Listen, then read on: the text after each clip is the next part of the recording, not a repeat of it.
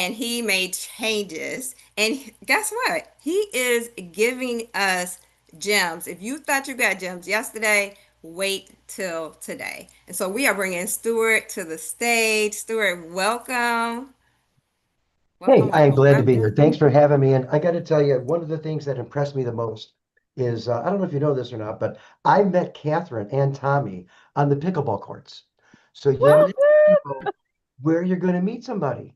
And to tell you a cute story, so at the pickleball courts, we have we do this thing called the ladder. And so everybody just shows up and you play with a different partner and you play a game. And if you win, you go to this side, and if you lose, you go to that side. But the trick is you got to split up with your partner. So you have different people all the time.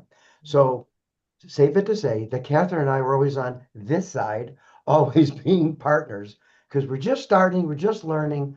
But Catherine, I think we can say that we've had fun. I think that's the most important. We're the fun ones. And as Tommy said, Wait, what side was Tommy on? Which side was Tommy He's on? one of the uh, fun ones. yeah, So I and that's his actually have F a word. shirt that says that I am your kryptonite. Because if I play on your team, you're definitely going to learn how to lose with dignity. Okay. So Well, you've got you. Everyone's gotten a lot better. It's safe to say, and just like he said, that's the F word, right? The F word stands for fun. So, without further ado, thank you for the introduction, and most importantly, thank you for having me. I'm really when they asked me to present, the first words out of my mouth, am I right, Catherine? Was I'd be honored to be here, and I'm And honored to here, be. yeah, and here's the thing, like Amor, thank you for doing the intro. And here's the thing I want you all to get, like Stuart's being very humble in who he is. He is a who that knows how. And again, just a man with an extraordinarily huge heart, with a huge amount of experience and knowledge and wisdom. So you want to be making sure that you're taking notes with everything he's saying and making sure you connect. So we're going to drop the link in here so that everybody can sign up and get connected to everybody here. But seriously, pay attention. This man is like you Okay. you want to be here for everything he has to say. So Stuart, like I don't take it lightly that you took time out of your very busy Fine. schedule to be here and to Fine. share with everybody and teach everybody. But I'm super excited for all the things that we're doing now and going to be doing in the future. So Thank I you. I will stop appreciate that. talking and No, you're just good. thank you. You're good. And you're welcome. Glad to be here. So, yes, I am a pharmacist, and I just want to tell you a little bit of story on how I got here. And just so those, I'm assuming you can see my screen, I'm assuming. Yeah, we see this Discover card. Okay. Well, it's Are you coming. giving out Discover cards today? What's No, happening? I need you to see my screen. I shared. Can you see my screen? It Yes, should say I'm from seeing it. It says from trap to free. And great. then And there's a then QR code with your picture. thank you. Okay, good. Yes, We're good I'm to go. seeing Okay. you. Thank you. Okay, so Oh, the RPH stands for registered pharmacist. I really am. And I just want to explain or tell my story on how I got to where I'm at today, because I'm hopeful that a lot of you can relate. And it started with, and as a pharmacist, I worked for Walgreens. I had my own pharmacies, but I had my two little girls. They're adults now, but this is taken when they were about 8 and 6 years old. And I went to this thing in Arizona. We call it the Renaissance Festival. Don't know if you have the Renaissance Festival where you live, but it's like the old days. They bring back the old days. And my kids love going because they get the henna tattoos. So we go to there and we're driving back and we had a fun day of excitement and such. And I noticed that the light up for my gas tank comes on. And I say, I got to stop and get some gas. And it was just flashing. And I'm driving along, I'm thinking I can make it home. And then the flashing light turns solid. And I know what that means. And so I have to pull off and I go to the first gas station I can see. And I know after going through my divorce and having custody of the kids that my Discover card is maxed out. It's maxed out. And so I stop, I put the Discover card in, and I'm thinking to myself, it's probably going to get declined. Do I have any cash in the car? And I remembered I have $5 in my gym bag. And I'm looking at my girls, they're asleep in their car seats in the back seat. And the pump says, go ahead and fill up. So I grabbed the pump as fast as I could before Discover card changed his mind. And I filled it up. And so to this day, as you see, I still have my Discover card and I have been very appreciative and very loyal to them. But here's what happened to me that day. How can I be a pharmacist making decent money and still feel trapped? Here I am at a gas station My daughter's in the back seat. I have my cards at my limit, and I'm a healthcare professional. And that for me, honestly, was the moment that started it all. So these are the things that I kind of pondered, and then I stumbled across what my story of how I got started in real estate. I used to think that if you had high income, that would bring you financial freedom. And I got to tell you, in my life as a pharmacist, I met many physicians, surgeons, veterinarians, dentists, and just ordinary day-to-day people who suffered from money problems. Whether they're living paycheck to paycheck, it didn't matter how much money you earned. The challenge was always there for people. Second, I learned was when W-2 income stops, when you stop working, the cash flow that you bring in stops showing up as well. And so, what's the third thing? And most people secretly feel this, and that is most people, especially in our generation, in our neighborhoods, they quietly live with this financial stress. And I said to myself, I'm on this journey. What does it look like? So I started with the guys I saw on television, and that was buying single family residence homes, buying a house here, buying a house there. And that was the logical point for me to start, just buying one property at a time, scrounging up money, learning different ways to finance creatively, not having great credit, by the way.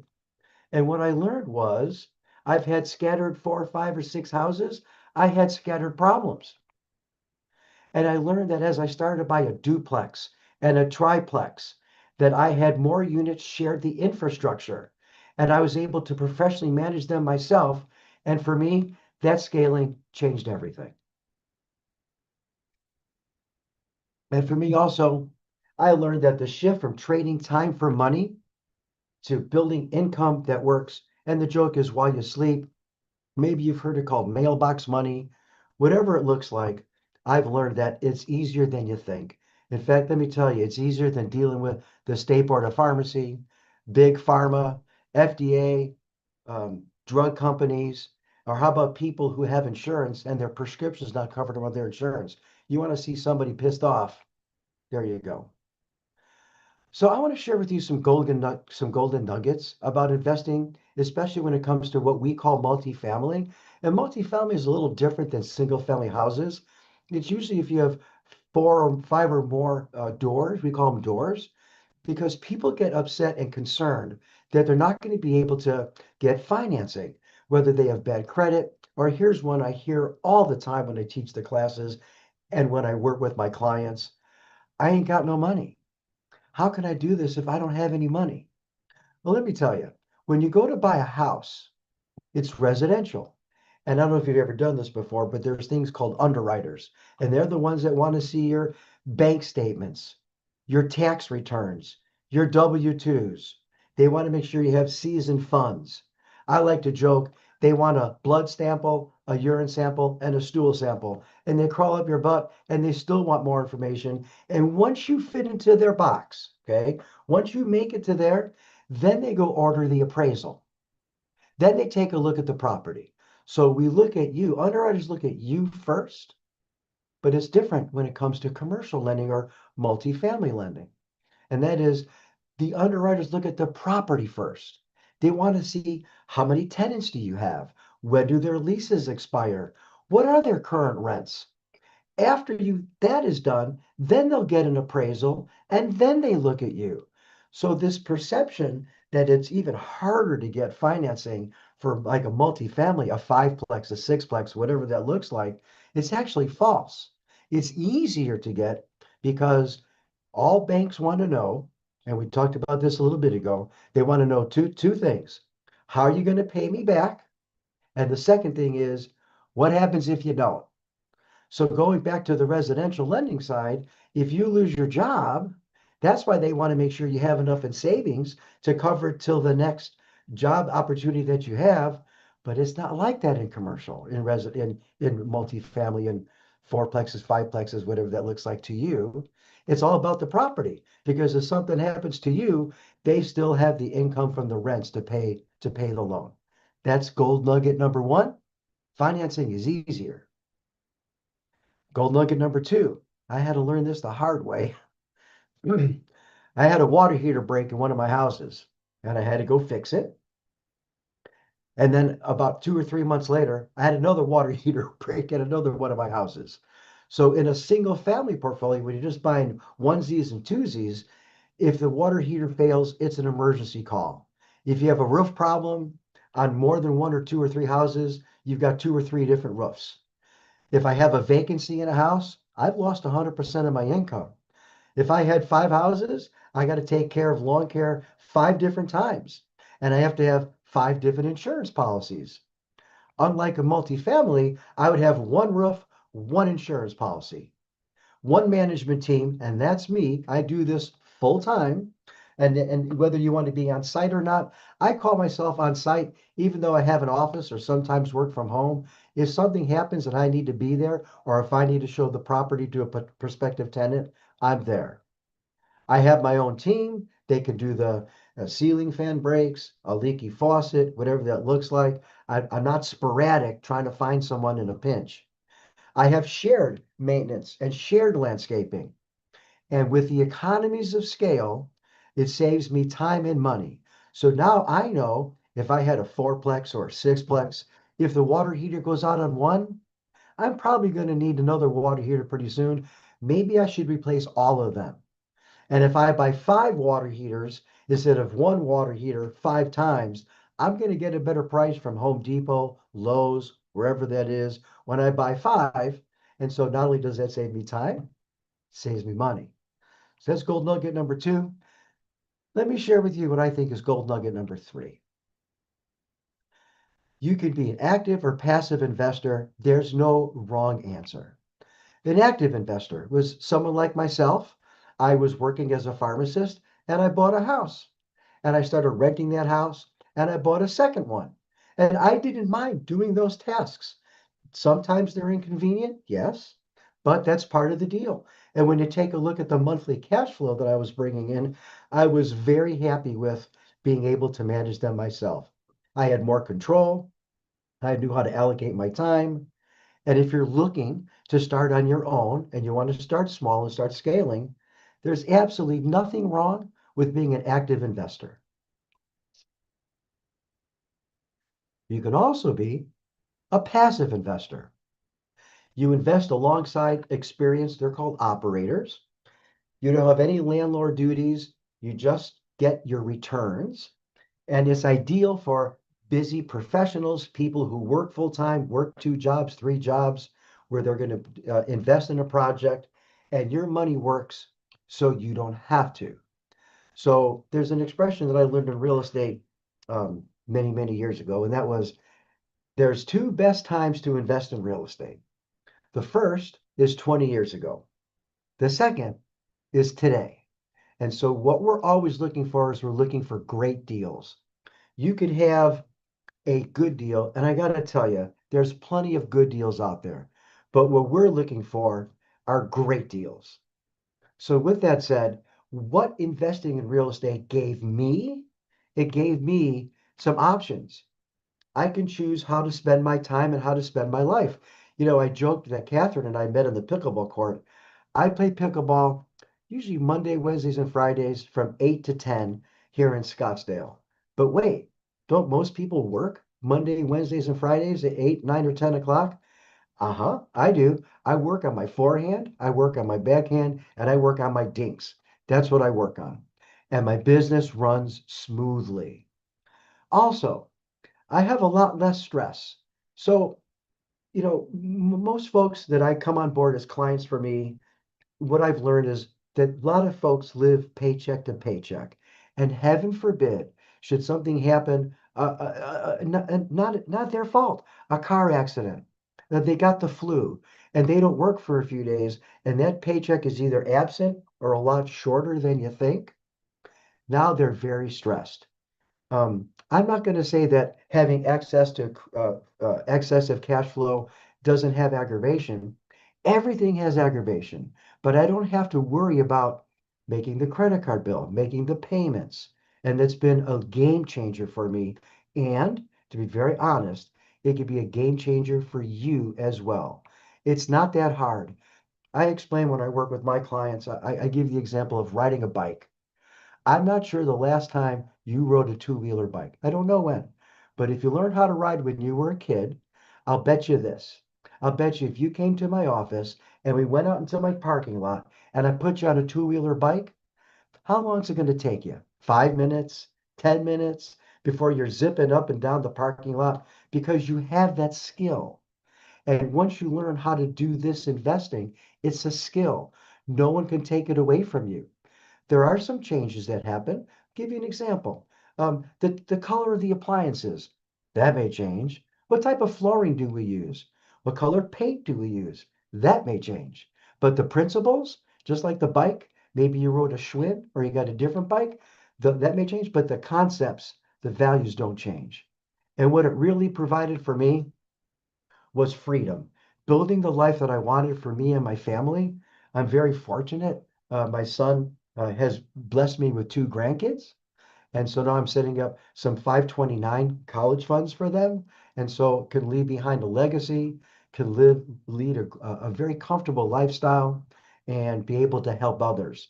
And for me, helping others, I don't know if you know me or not, but I'm a big dog fan. So for me to be able to help with animal shelters and help with dogs, that's where I want to put my time and effort.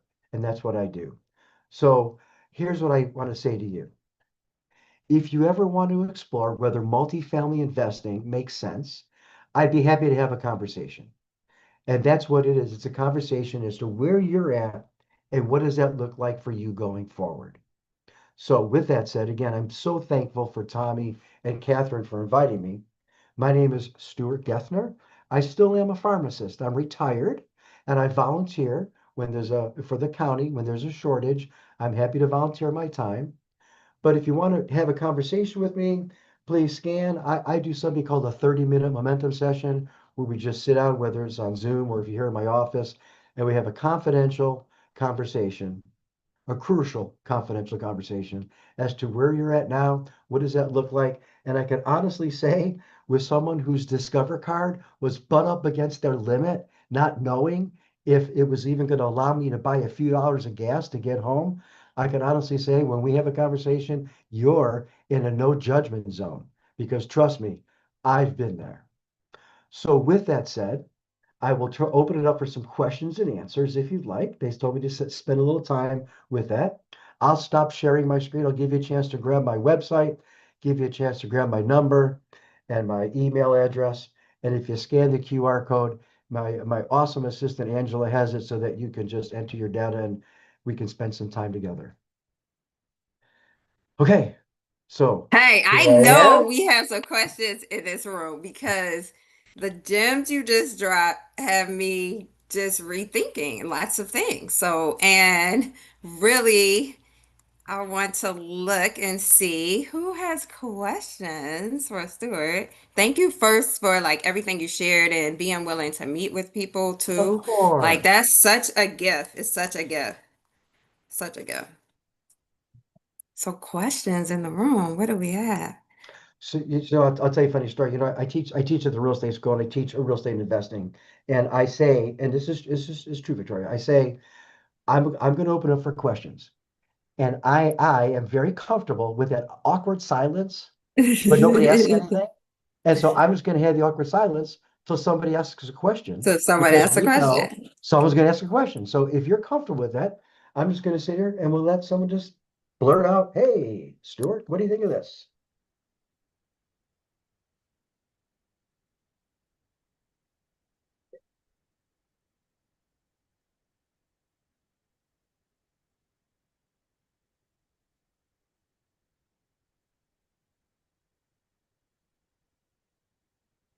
Well, I think one of my, oh, go ahead. go ahead. Go ahead.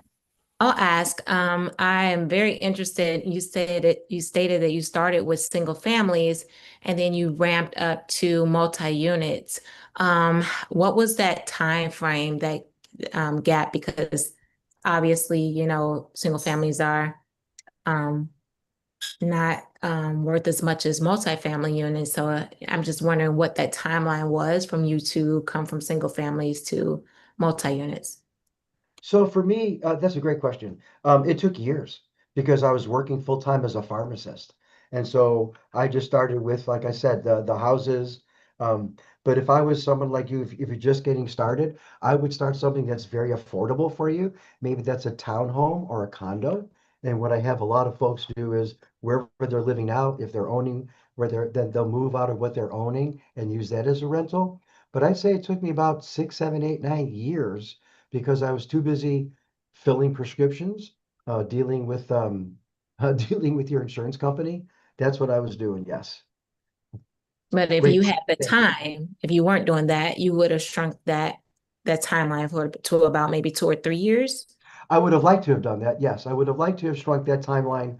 Um, but you know what? I have a business coach, and she would say to me, because I'd be impatient. I don't know if you can tell her, like, I want it now. Like, I want it Mhm. yesterday. Yeah. She would say to me, Stuart, everything's perfect just the way that it is. You're here Mm. now. You're at this place. You're doing this webinar with Kathy and Tommy. Whatever that is, this is where you're supposed to be. So embrace where you're supposed to be. Let's put together a plan of where you want to be. And then in bite-sized pieces on how do you need an elephant? Bite-sized pieces. Then let's work toward that plan. So you're right. I worked full time. And by the way, I stood on my feet. And here's what we did at Walgreens. If you wanted a weekend off, you had to come in at noon on Friday, work a 12 or 13-hour shift on Saturday, work a 10-hour shift on Sunday, and then work until noon on Monday. And so talk about standing on your feet and being exhausted on a weekend. That's how you had to work in order to get the next weekend off because your partner was off that weekend and you were filling in for him. So yes, I had countless hours standing on my feet, dealing with prior auths, your prescription's not covered, counseling patients. I'm a certified fitter, whether it was fitting you with a knee brace, a neck brace, a back brace, an ankle brace. That's a great question. It took time. So I always say this when I teach a class or work with clients as well. Investing in real estate, it is not get rich quick. So if you're looking for get rich quick, this is not the place for you. But here's what it is. It is get rich slow. If you'll put the time in and put the effort in and show up, I'll guarantee that you'll be able to create passive cash flow to replace your current income. So, Stuart, this is Catherine. There's a question I'd love to ask you is, and I always like to look back at this because again, hindsight's 2020. If you had to do the whole thing over again, like what would you do differently? If you could go back and talk to your younger self, like what coaching would you have given him? I was very stubborn about sticking with single families. I didn't want to do multifamily. I didn't want to be that apartment guy. I didn't want 100 units. I didn't want to go out and try to raise capital with people I didn't know, put together a fund, deal with the SEC. I was very stubborn. But what I didn't know, Catherine, was that there's a place in the middle. You don't have to go out there and do the fund, which is what you do and such. I'm Right. buying 16 townhomes right now. I'm just raising some capital with family and friends. And so I was very stubborn and I would tell myself, think outside the box. Think big and think outside the box. Yep. Great question. So, Stuart is just to give everybody an example of what we were talking about yesterday inside of having a fund. When we talked yesterday about finding really good sponsors, the who's that know how, and then our investors come into our fund, and then our fund collectively turns around and works with these sponsors and invests in those deals. Stuart is the sponsor. So I want like he's the who that knows how so that he can stay hyper focused on doing what he's really good at. And then we've done all the vetting to make sure that, investing with sponsors like Stuart, like this is where the gold happens and it becomes a win-win-win. And we get to leave every person, property, and community better than we found them. So Stuart, I'm connecting the dots from day one when we talked about all of this. So this is so perfect. I Yeah. appreciate that. And I got to tell you, not everybody, Catherine, does what you and Tommy did. Provide, and I know you all know this, but all the speakers today and yesterday, not one of us are getting paid. We're not selling anything. There's no pitching. And this is what I love, 100% education. Yep. I hope you learned something from me. I'm sure you learned some things yesterday. I know that my assistant put the Calendly link in the chat box, so if you want to have a conversation, but who puts together stuff like this without a sales pitch? Catherine and Tommy. And that's why I'm honored to be here today. Well, and here's the thing, because you have the same heart we have inside of, like, I talk about the 5 Ds: death, divorce, diagnosis, downsize from the economy, or being dumped from their jobs. Like, you're of the generation where it was, get a good education, get a good job, and you'll be No taken care question. of forever. And No it's a question. complete myth, right? And so you going through all of that and Oh, my. everything that you shared in your story, I mean, again, multiple D's. And when you figured out, like, wait, when I have multiple streams of passive income, like, all of a sudden now you have true family, true freedom for your family, and more importantly, for playing pickleball with me. Well, first of all, I enjoy you as my pickleball partner. But Catherine, I gotta say, you are like spot on when you say that in previous generations, education was your path to financial freedom. You know, Right. if we can have if we can have the differentiation between wealth and finances. Wealth, I have a great family. I get along with my kids. I got grandkids. I'm healthy. I have wealth. But financial freedom, Catherine, you're spot on. Going to college back in the day, got to get a college education, got to get an MBA, got to get this, and then you're set financially. Like I said when we started, when I owned pharmacies, I met many doctors, and those folks made very good money, and they still had financial hardships. So yes, education, the traditional way. Who teaches this stuff, Catherine? You do. You don't learn how to make a budget in school. You don't learn the difference in any school, college included, between saving and investing. There's a difference. Nobody teaches that. And if you were a kid growing up, and we used to say you learn about finances at your dinner table. Well, if your parents were divorced, or if you were home alone because your folks were working the late shift, what was your dinner table? The television? That's not a good educational way to learn. So you're Yep. spot on as far as traditional education doesn't create financial freedom. Well, Spot and I on. want to add one more layer into this, because this is the Sure. thing that school doesn't teach us, right? Your earned income, right? Your earned income is meant to buy assets that provide Yeah. passive income, Yeah. and then your passive income pays for your lifestyle. What we're taught is your earned income pays for your lifestyle, and then you're taught in the rat race trap. Like, you're stuck on the hamster wheel, and you're like, how the heck do I get out of this? Well, this is it. Like, you figured it out. I figured it out. So many people here have figured it out. Again, everybody, write this down. I want you to get this. This is the most important thing. Your earned income is meant to buy assets that provide passive income, meaning whether you get out of bed or not, it's coming in. And then that passive income pays for your lifestyle. And school didn't teach us this. And there's a whole history, and I can get on my soapbox about that. But again, like this, your story is another perfect example of exactly that. Like, you went to school, got a good education. Not once did they teach you this principle, and you were stuck on the hamster wheel and in the trap. And then you figured it out, and you became not stubborn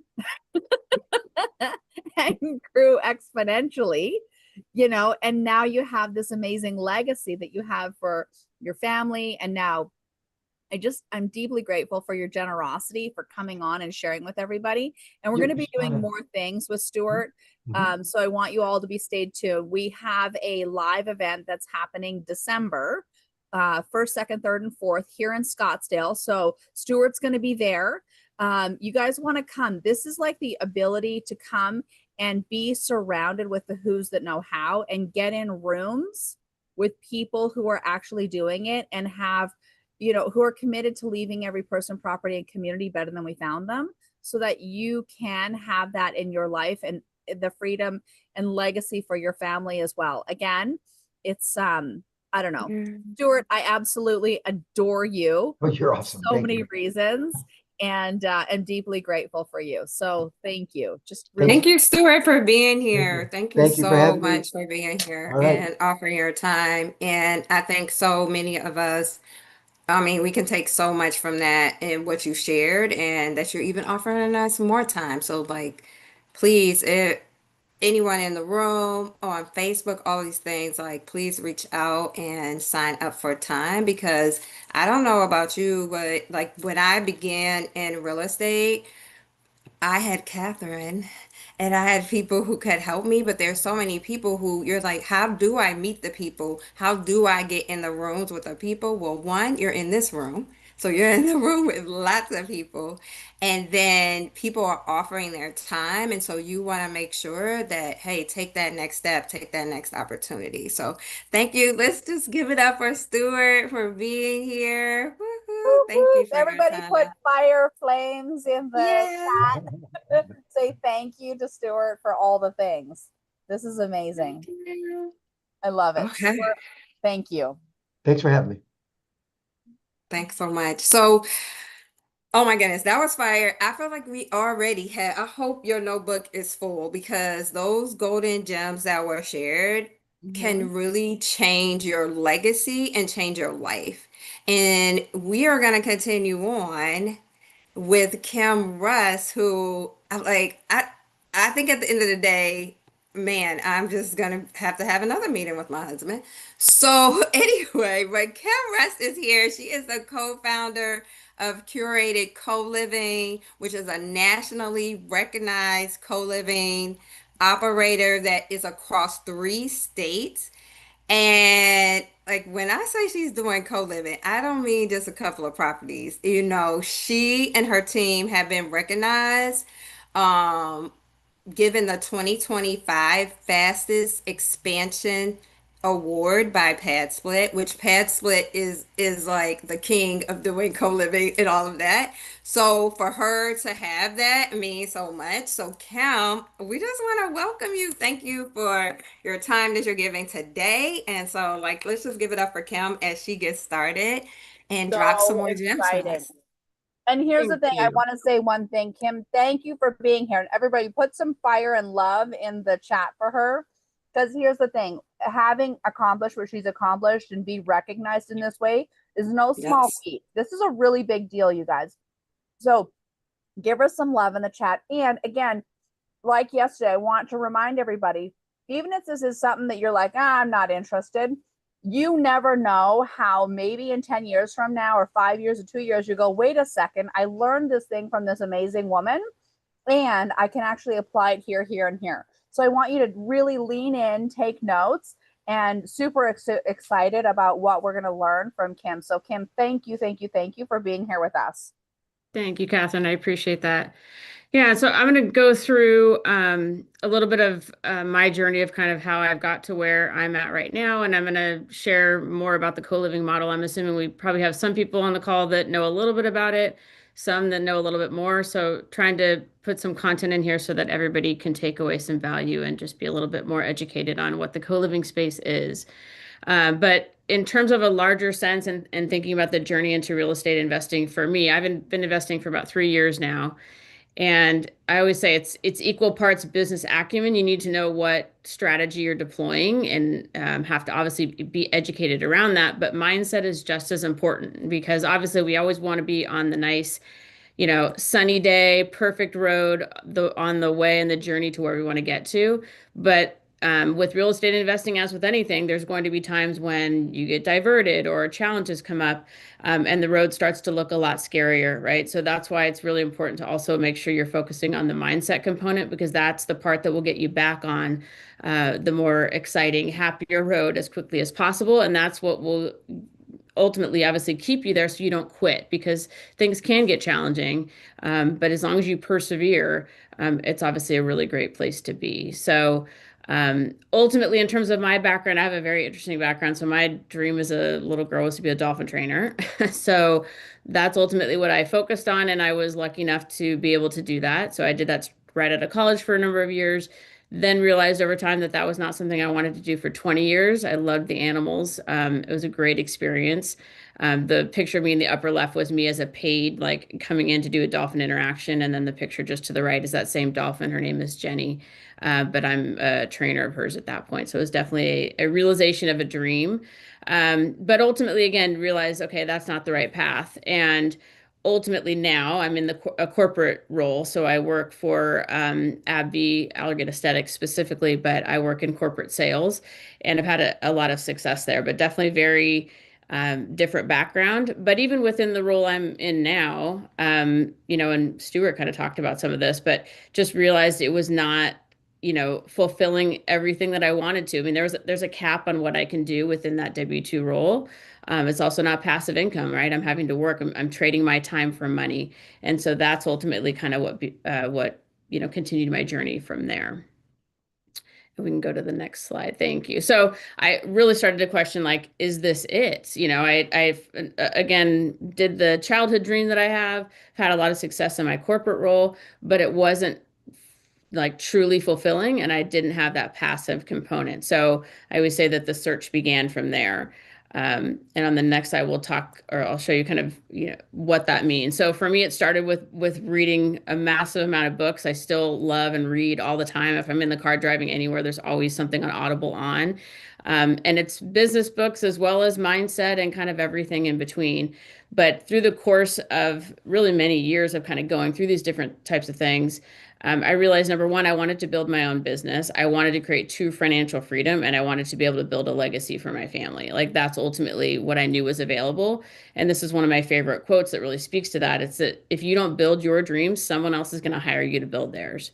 And that's so empowering and motivating to me, because I want to be the one, that's building it, not building it for somebody else. So we'll talk a little bit about co-living, and specifically now, because I mentioned getting into real estate. I actually started in fix and flips. I still do that to a degree. But even within fix and flips, as great as those are, you're going to get a capital infusion when you sell that property, if you do it right, of course. But then ultimately, you've got to constantly look for another property. So that can be exhausting as well, right? So most flippers don't want to stay in the flipping world. I wanted to get to something that was passive, as quickly as possible. And ultimately, we'll get into the details of that. But again, for those of you who maybe aren't familiar with this model, what is co-living and pad split? It's basically adding bedrooms to a property. So we're typically buying something 3 or 4 bedrooms, 2 or 3 baths. We're adding rooms, and then we're renting by the room. The people that live in that property, in that home, share the common spaces. So they share the kitchen, they share the laundry, the backyard, that kind of thing. But they do have their own individual room, right? So the benefits for the tenant, it's much more affordable. So this helps to solve the affordable housing crisis. Utilities are included, so they do not have to pay utilities. They're not paying for internet. That's all part of what we pay. There's no deposit required, so they can move in quickly. The rooms are furnished. And the nice thing about pad split is they do report the tenant's payments to the credit bureau. So if they have not amazing credit, it will actually help to repair their credit over time. So a lot of benefits for the tenants. For an investor, it maximizes your rental income. In a future slide here shortly, I'll show you kind of what that breaks down to. And actually, let me go back. Sorry, real quick. Perfect. But ultimately, that's a huge part of it, right? You're going to drive more revenue. You're going to have better cash flow than you would if you're renting it as a long-term rental. You also have ongoing access to the property. So it's much more difficult for massive sort of damage to happen to your property. I think we've all heard of horror stories where somebody's in a long-term rental. Maybe they've been renting it for 2 years. The owner is hardly ever, if ever, gets eyes on what's going on inside. That tenant moves out and they've like destroyed rooms, and you've got massive repairs to take care of, right? Ultimately, because we maintain that property, we have a housekeeper that cleans common areas every 2 to 3 weeks. We have eyes continually on the property, so it would be very difficult to do anything massive repair wise. So we also have, just again, that goes with that, consistent property upkeep. So instead of these big surprises, because we always have eyes on the property, when things are needed to be done, we take care of them, right? So we don't expect these massive, bills, so to speak, to come that are unexpected. And then one of the things I love the most is it reduces your exposure to rent revenue decline, meaning that if I have a property that's 8 bedrooms now and we're renting by the room, if 1 or even 2 people move out before, that's obviously going to take a little bit of time to fill those, but we've still got 6 or 7 other people that are paying rent. So ultimately, we're still cash flowing. We're not cash flowing as much, but it does have a really nice buffer as opposed to 0 coming in. So on this next slide, we'll talk about, okay, what does that actually equate to? So on the top picture would be an example floor plan of a 4-bedroom house, right? So it starts as a 4-bedroom. We're going to typically take the dining room. Sometimes we take the living room or a portion of it. We typically convert the garage. Our properties are typically 8 bedrooms, not all of them, but typically. So on the bottom there, you're kind of seeing in that picture an example of adding those rooms, right? So long-term rental, again, 3 to 4 bedroom, 2 to 3 bath. If it was going to rent as a long-term rental for most of our properties, they're in the $2,000 range. So for this example, say 2,200. That means often your cash flow is only 100 to 300 a month. If that, honestly, there's many where you can run the numbers on rentals and you're still losing every month, right? It's really hard to make the numbers work, partially right now with interest rates and other factors. But ultimately, you're not cash flowing a ton. Now, the benefit you still have is appreciation over time, but just not a lot of cash flow. Whereas in the co-living model, when we rent by the room, this now rents for $6,500 per month. Now, expenses go up also because we have utilities to pay for, internet, landscaping, all that. But the majority of our properties, are in the 2,000 per month range in terms of cash flow overall. So on this next slide, we'll talk about, okay, what does that equate to in a 5-year time frame? So again, we look at that long-term rental. If average annual cash flow is 3,000 as an example, you're looking at $15,000 worth of cash flow in 5 years. Whereas with co-living at 24,000 annually, you're looking at 120,000 over that 5-year time frame. So that's $105,000 difference on the same property. So it really just highlights how the strategy can really change what it produces and ultimately what the outcome is. And we can go to the next slide. Perfect. So a little bit about my journey. I know Stuart was talking about multifamily. Multifamily is amazing. It's something that we're in a mentorship or a group as well. And that is a great strategy, no doubt, because of the ability to scale. And really, that's what we looked at first, coming off of fix and flips. We really focused on multifamily. And the group that we're a part of, will really have us focus on, we're trying to produce a 10% cash on cash return on average for a property. And what we found, at least in recent years, is just difficult to make those numbers work depending on the market you're looking at. Stuart may have secrets as to how to find them, but ultimately can be difficult to find that type of return. And we started to see people within the co-living space having a ton of success. And so that's really what had us pivot to that. And ultimately, in a way, now we're not rezoning the property, but it's almost like you're taking a single family property and you're turning it into a little multifamily, right? Because each room you're again renting by the room. They have their own passcode into their room. So we do refer to it as doors. And we are ultimately producing multiple streams of income within a single family setting. So this picture on the far right is one of our first Atlanta properties. This is an 8 bedroom. It was an investment of about $135,000 in terms of, obviously we have a DSCR loan for the majority of the property, but for that final 20%, that also went into repairs to renovate and add bedrooms and to update the bathrooms, to furnish the property, basically everything that we needed to do to get it pad split ready. But at this point, revenue-wise, it produces about $77,000 a year. Now, again, you got to take debt service, utilities, all of those things off, but still producing a cash flow of over $38,000 a year, which is a cash on cash return of 28.5%. So this is why we love this model, and why we've really focused on it and have scaled from there. And additionally, beyond that, I would say what's better than a win-win is a win-win-win. I mean, anytime you can get more people winning, it obviously the better. And why we love this model is it's great for equity partners. So we bring on equity partners, not for all of our properties, but the majority of ours at this point. That person brings in that 125 to 135 typically. And the nice thing is that way, in a passive role, that equity partner can produce or have monthly return in cash flow, right? As well as be part of the appreciation game over time and take tax depreciation. So it's a win for them in that way. It's a win for our tenants because they're getting something affordable that's also clean, safe, and typically much better than maybe other settings that they've been in. They get to live in a quiet, comfortable neighborhood. Often, many of our tenants have been in apartments all of their lives and just not the greatest settings. And so people, again, really appreciate being able to be in a neighborhood. And we really do set our properties up almost to look like a short-term rental. It's on a budget price. We've got to, keep that budget friendly in terms of how we furnish it in order for the numbers to work.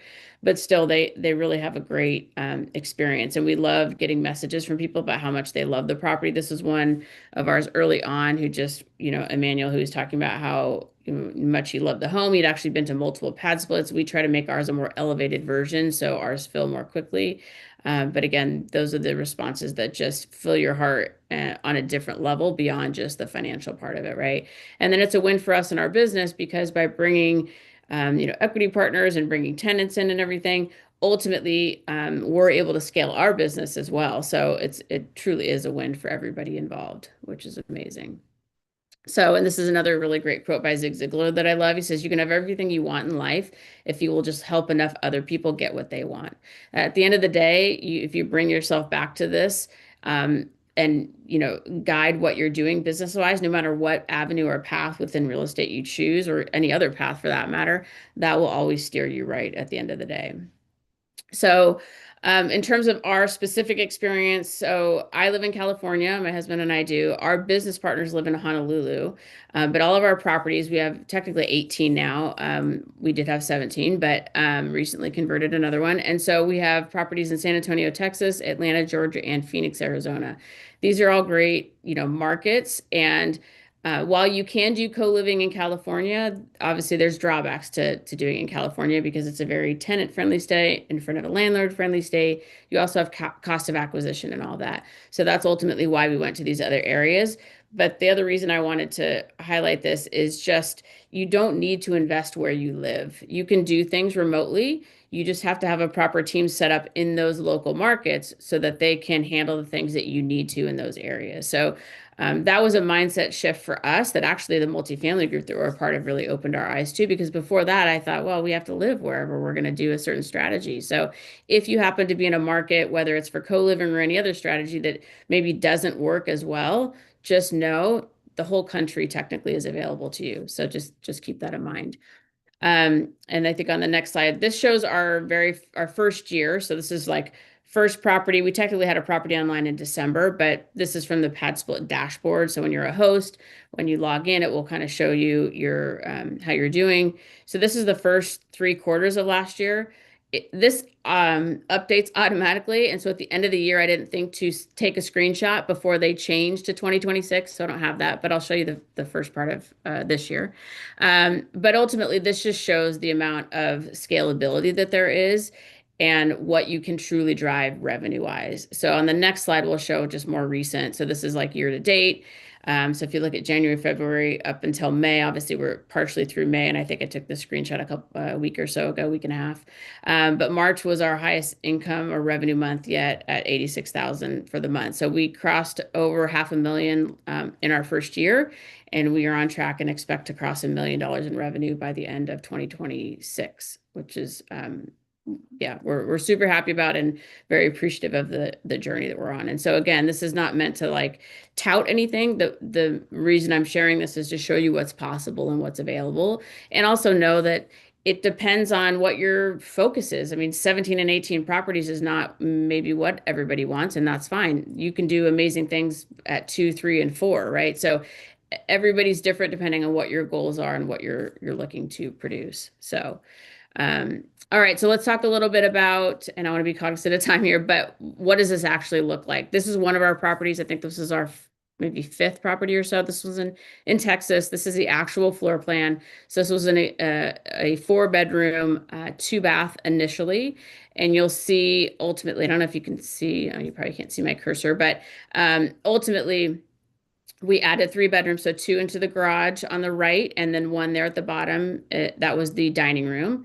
And then in the middle there, you're going to see in red bathroom. That is a third bathroom that we added. You want to make sure that there's no more than 4 people sharing one shared bathroom. The primary bedroom here has their own private bath, so that one rents for a little bit more than for those that are sharing the property. But ultimately, this was about 1,500 square foot property. Ultimately, we convert the garage, so it's just under 2,000, and this is now a 7-bedroom, 3-bathroom. So that's ultimately kind of a view of the floor plan and what we did in terms of renovations. And also know the bathroom there, if you look strategically right on the other side of that bathroom, is an existing bathroom. So that's part of what we look at with floor plans. We're looking for properties that have a very intentional floor plan that, number one, it's going to make it very easy to convert bedrooms. And number two, it's going to be easy if we need to add a bathroom. It's going to be in a way that's the least expensive possible. And again, when you've got plumbing and everything right there on the other side of the wall, that helps a ton. So as we continue here, this is that same property. So this is before picture. So we typically buy off MLS. We have done wholesale properties as well, but you typically have a lot more renovation. What we like about buying off MLS is we're buying stuff for the most part is turnkey. We mainly just have to do small cosmetic updates, and then we need to add bedrooms. So on the picture on the left there, if you look where that dining table is, that is going to become a bedroom. And then if you look behind the couch, you'll see kind of like a black, I don't know if it's like a bookcase or something there. We put the bathroom right there. So where you saw that on the floor plan, that's where we add the bathroom. So let's go to the next picture and I'll show you what it looks like now. So this is the same property. So on the left there, that bedroom right there, that used to be the dining room, right? And then to the left, you'll see that's now enclosed. That's because that's a shared bathroom that we added. And you can see that we still make sure there's a nice flow to the property, that we don't want them to be choppy and broken up. We still want it to have, again, a nice flow and aesthetic. We painted the house white, updated the kitchen, just to lighten it and brighten it up. And then we'll go to the next one. So we have this and one more, a few just before and afters, because it's fun to see what the renovation actually looks like. There's another property in Texas. This was actually our second one. These are, again, the before pictures. We obviously updated the kitchen, changed the paint colors. If we go back to that before picture real quick, sorry, I just want to show you. So if you look at the picture on the right, you'll see the front door, the front room there, and the room that's closest in the picture. That's ultimately the living room and kind of dining room. In this next picture, we converted both of those into rooms. So now there's a hallway there, but it still flows nice from the front door. And we've added 2 bedrooms there. We also, in this property, you can't see it in the photo, but we converted the garage as well. And so this is an 8-bedroom property now.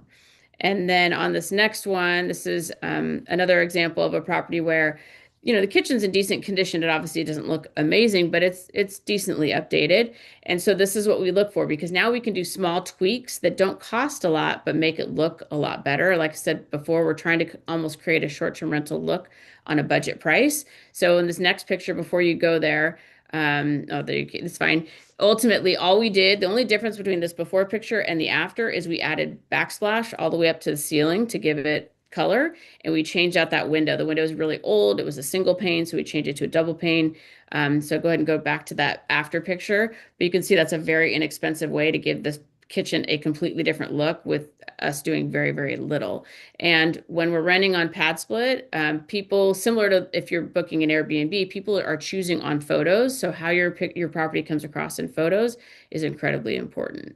So that just gives you an idea of kind of some of the potential. And then we can kind of go to the next one from here. So obviously what I've showed you so far is what the common spaces look like, the kitchen and living room areas.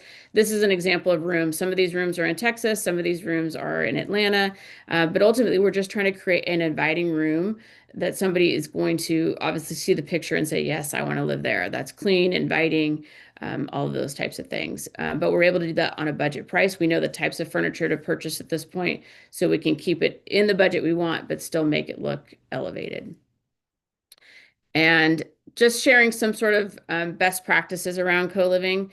If this is a model that you're interested in, when it comes to underwriting and analyzing the deal and the numbers to determine does this work, I always recommend underwriting separately with either a partner, if you've got a partner who's doing the project with you, or maybe somebody else in the real estate space and you're kind of doing that for each other. But my point is, ultimately, humans make mistakes. You can have a calculator, you can have your own numbers you're running, but if you accidentally type in the wrong number, it can completely change it, right? So the point is just make sure that you do that, because our business partners, the ones that I mentioned that are in Hawaii, because we work so closely together, when we're analyzing a property, we analyze the property, they analyze the property, then we come together and look, are they off or do they match up? It's a great checks and balance.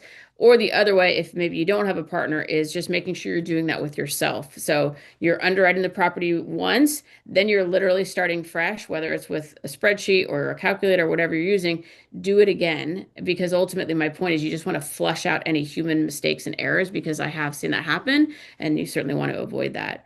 In terms of deal flow, this is one of the things that bottlenecks people the most when they're trying to grow and scale. And I mentioned most of our properties are off MLS. So my recommendation is never rely solely on your real estate agent to bring you more properties. As motivated as they can seem, what I've seen is they just don't bring you that many. They bring you a couple. So ultimately, you want to make sure you're really proactively going after those properties. I'm able to search and do a lot of analysis just from MLS pictures online. I then will send my agent, hey, here's 5 or 6 that I think I can turn this into a 7 or 8. Can you go by, view the property, send me videos, send me pictures, analyze the floor plan? They're sort of the second phase. If when they go in, they see that, yes, it looks like we can do what we want to do, then we kind of continue on from there. But that allows us to have consistent deal flow. And then in terms of construction, and constructing those inner walls, especially for rooms that are near the kitchen. That's the area that has the most noise in the property. So we will make our walls even more reinforced. So instead of doing, 2x4s, we're doing 2x6s, we're doing added insulation. Ultimately, there's still going to be noise to that room, and that's the room that typically turns over the most, but it's a great way to help insulate it at least as much as you possibly can. So just some things to keep in mind if this is something that you're interested in pursuing. And I always say that, tough climates are a gift. We are in a tough climate with real estate right now for a whole host of reasons, right? People are really pressed in terms of the returns and just a lot of variables. But I always say that again, it truly is a gift because if you really hone your skills and sharpen your ability to analyze whether it's co-living or multifamily or whatever route you decide to go, ultimately we know that market is cyclical, right? So we're going to go from a tough market ultimately to an amazing market. Like I think back to, I was not in real estate in 2008. I wish that I was because I would have taken advantage, right, of the opportunity. And same thing with COVID. There was huge opportunities. And so I wasn't really in the game at that point. But that cycle will return. And ultimately when it does, for those who've really sharpened their skills, you are going to absolutely be able to capitalize on that. So just keep that in mind, that this is the training ground to really, really be able to capitalize and maximize on that in the future. So, and then as we wrap up, just, any questions or anything that anyone has for me, I'm happy to answer. Yeah, and I know Kim has to leave, but want to definitely drop a couple of questions. And we already have questions about like finishing, like how do you find local people you need to help you do this work when you're investing, in different states that you don't live in. Yep. Yeah. So, I mean, the two most critical components of your team is number one, your general contractor, and number two, your real estate agent. So, those are really the two anchors that you need. So, you do need to spend some front end work and time making sure you are finding the right people. But once you have that, everything else is relatively easy to find. It's not difficult to find somebody for maintenance teams, right? It's not difficult to find a housekeeper, landscaper. So the GC and the real estate agent are your anchor. So, it's a matter of what you find through networking and referrals. Obviously, I think in the real estate investing world, we're typically all very connected, so we can reach out to people right across the country and find the right fit. Because ultimately, you need that real estate agent that's helping you screen properties on the front end, and then you need a contractor that's able to get in there so that the moment you close, you're able to start renovations immediately. And then, of course, on your very first one, especially on all the properties, but the first one is where you're really going to see, okay, what is that renovation going to cost? And so you can find the right investor-friendly contractor who's able to do the renovations on the right budget. But very doable. Again, we've done it in 3 markets, so it's absolutely available and accessible. And Katya was just asking too, like, are there any obstacles when you're adding bedrooms and all of that? Like, Mhm. what are the obstacles? Are there like permitting things, stuff like that, when something is a specific size house? Like, how do you handle that? Yeah, no, And it's then a great Tracy, I see you. question.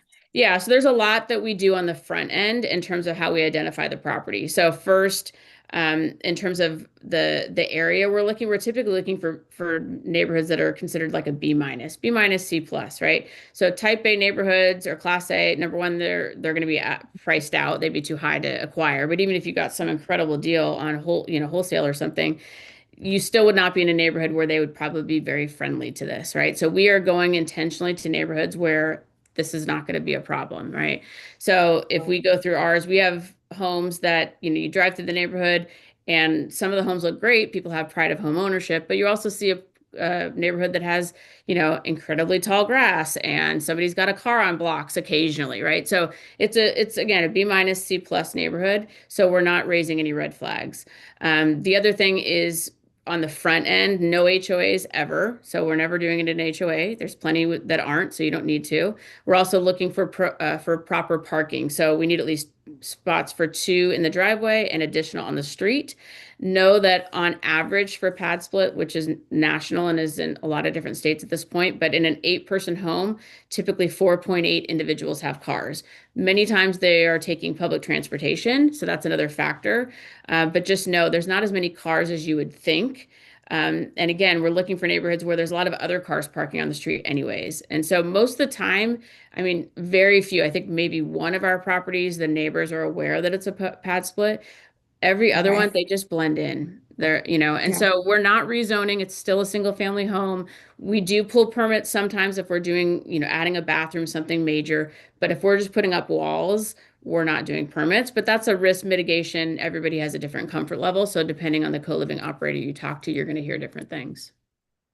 All right. Well, thank you, Kim. I know you said you had to run, and we want to make sure, like, just to value your time. And yes, we need fire emojis in the chat. Like, thank you, thank you, thank you. We learned so much. And for some people, it might have been like, I never even thought about co-living. What is that? And so you broke that down in such a clear way. Thank you, thank you, thank you, I'm thank so glad. you for your Thank time. you. Is there a way to contact you or anything like that? Was your the Yeah, Facebook so handle, Instagram, you anything? can, yeah, my Instagram handle is at co-living Kim. And then I'm also, my personal one is at kim.russ. And then our website is curatedcoliving.com. So we have more information there. We do coaching around this because we didn't set out intending to coach, quite honestly. It was just to build real estate, but people started coming to us more and more. So for those who want like the A to Z component, that's something that we teach also. So happy to answer questions. You can DM me or email me, anything like that. I love that. Kim, Thank you, thank you for Kim. coming and doing this. And everybody, make sure that you get registered and you sign up in the networking group, because then that connects all of us and helps everybody stay connected. So we want to make sure, Kim, you have all everybody's contact information is completely filled out in each profile, so we can fully get connected to all your social medias and all of that. So thank Perfect. you. This is Thank awesome. you. Yep. Thank you. Thank you. Thank you for Brilliant. having me. Absolutely. Thank And I just want to you. add in a couple more things because of what she's doing is so powerful. Yesterday, we talked about AI and all the brilliant things that we can use with AI to collapse timelines and add more commas to bank accounts.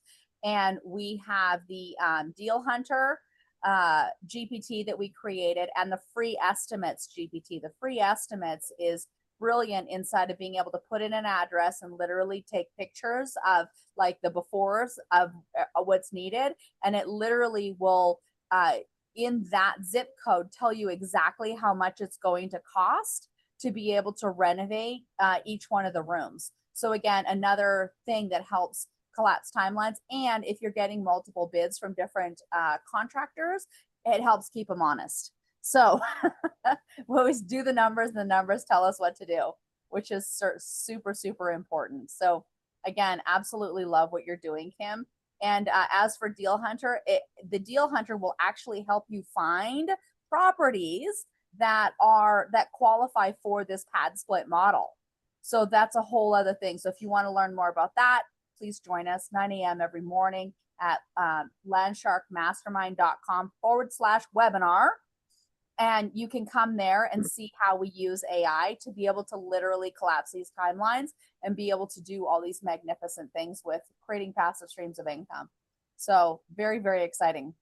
Okay, so where are we at? We are You are going to tell us about streams that make impact, because I think we've talked about this whole time. Like, none of us are in this just like, oh, I just want to make all this wealth and keep it to myself. Like, all of us have a heart for how are we going to make impact. So you're going to help us think through investing for impact. I'm so excited to hear this part. absolutely.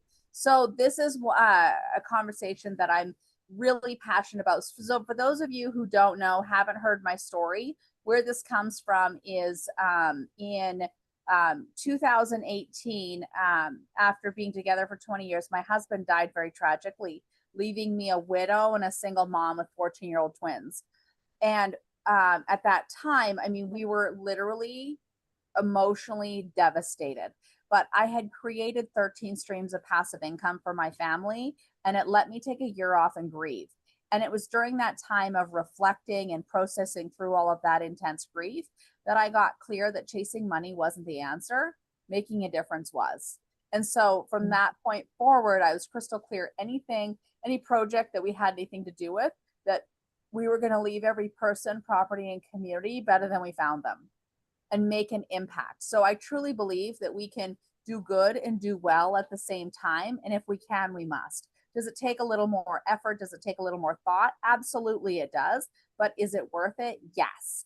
So one of the things that we get clear on, we hear this all the time, is, you know, begin with the end of them in mind and know what your why is, right?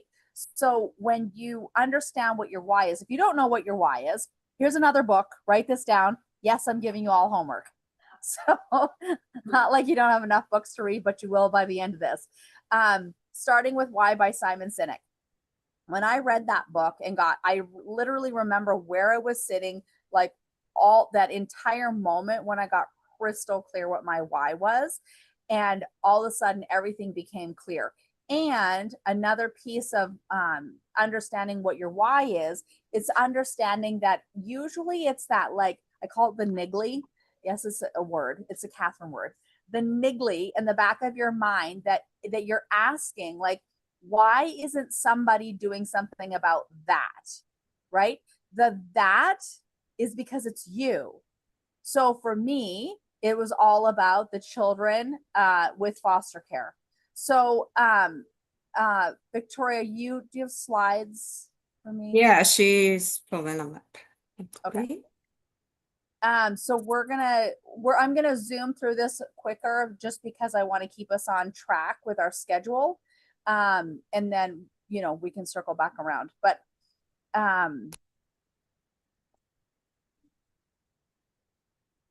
it'll be here in just a minute.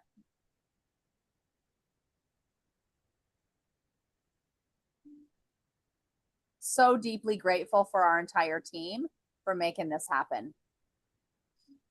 So legacy. Okay. Yep, this is the one. Start.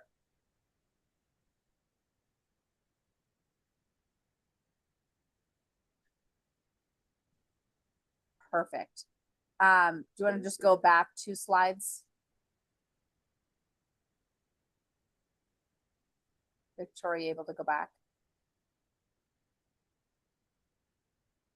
I don't think it's letting her. I can pull it up and do it on mine. I'll present. Here we go. It's not letting her go back.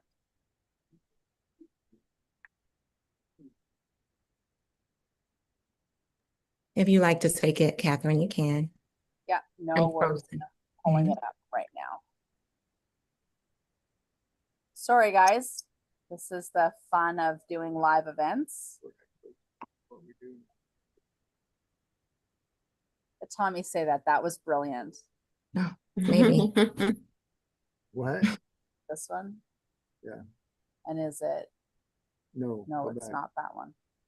It's this one. A rocket ship. Right. It's this one. Okay, here we go. I got it. Hit the play button. Hit the play button. Yes, but I have to share my screen first because I can't share. Sorry, guys, I was frozen. It's all good. It's back up if you need it. Okay. Okay, y'all see my screen? Yep. You Okay. got it. So Chosen Forever happens to be one of my nonprofits. And again, it's all about building wealth that actually outlives me and my family and everything that we're doing. So we are building systems and funds and income that are, again, beyond like the right now and what we're doing now. But we're building them out strategically so that they actually last and, you know, make that impact that they're here to make. So again, it takes more thought about putting all this together, but the long-term impact absolutely makes a huge difference. So that's the thing I'm like super excited to take, you know, to teach everybody and understanding that, there's being rich and then there's being wealthy, right? And wealth is more than money. It literally requires you to think through your whole legacy of how you're, not only how you're earning it and how you're spending, but how you're protecting it, and then how you're continuing to grow it and have it make a difference into the future. And so, understanding that, again, your what I shared earlier when we were talking with Stuart is that your earned income is meant to buy assets that provide passive income. Your passive income pays for your lifestyle. So we create those 7 streams of passive income that gives you the security, the freedom for your family. But now when you go on to create passive income streams, number 8, 9, 10, 12, 40, however many, those now can be allocated, say, to go build an orphanage overseas, or a school overseas, or fund a missionary, or fund a nonprofit, or start a nonprofit, whatever that is for you. Being able to allocate that to go make a difference. I know there's several people in here who already have done that and are working on that.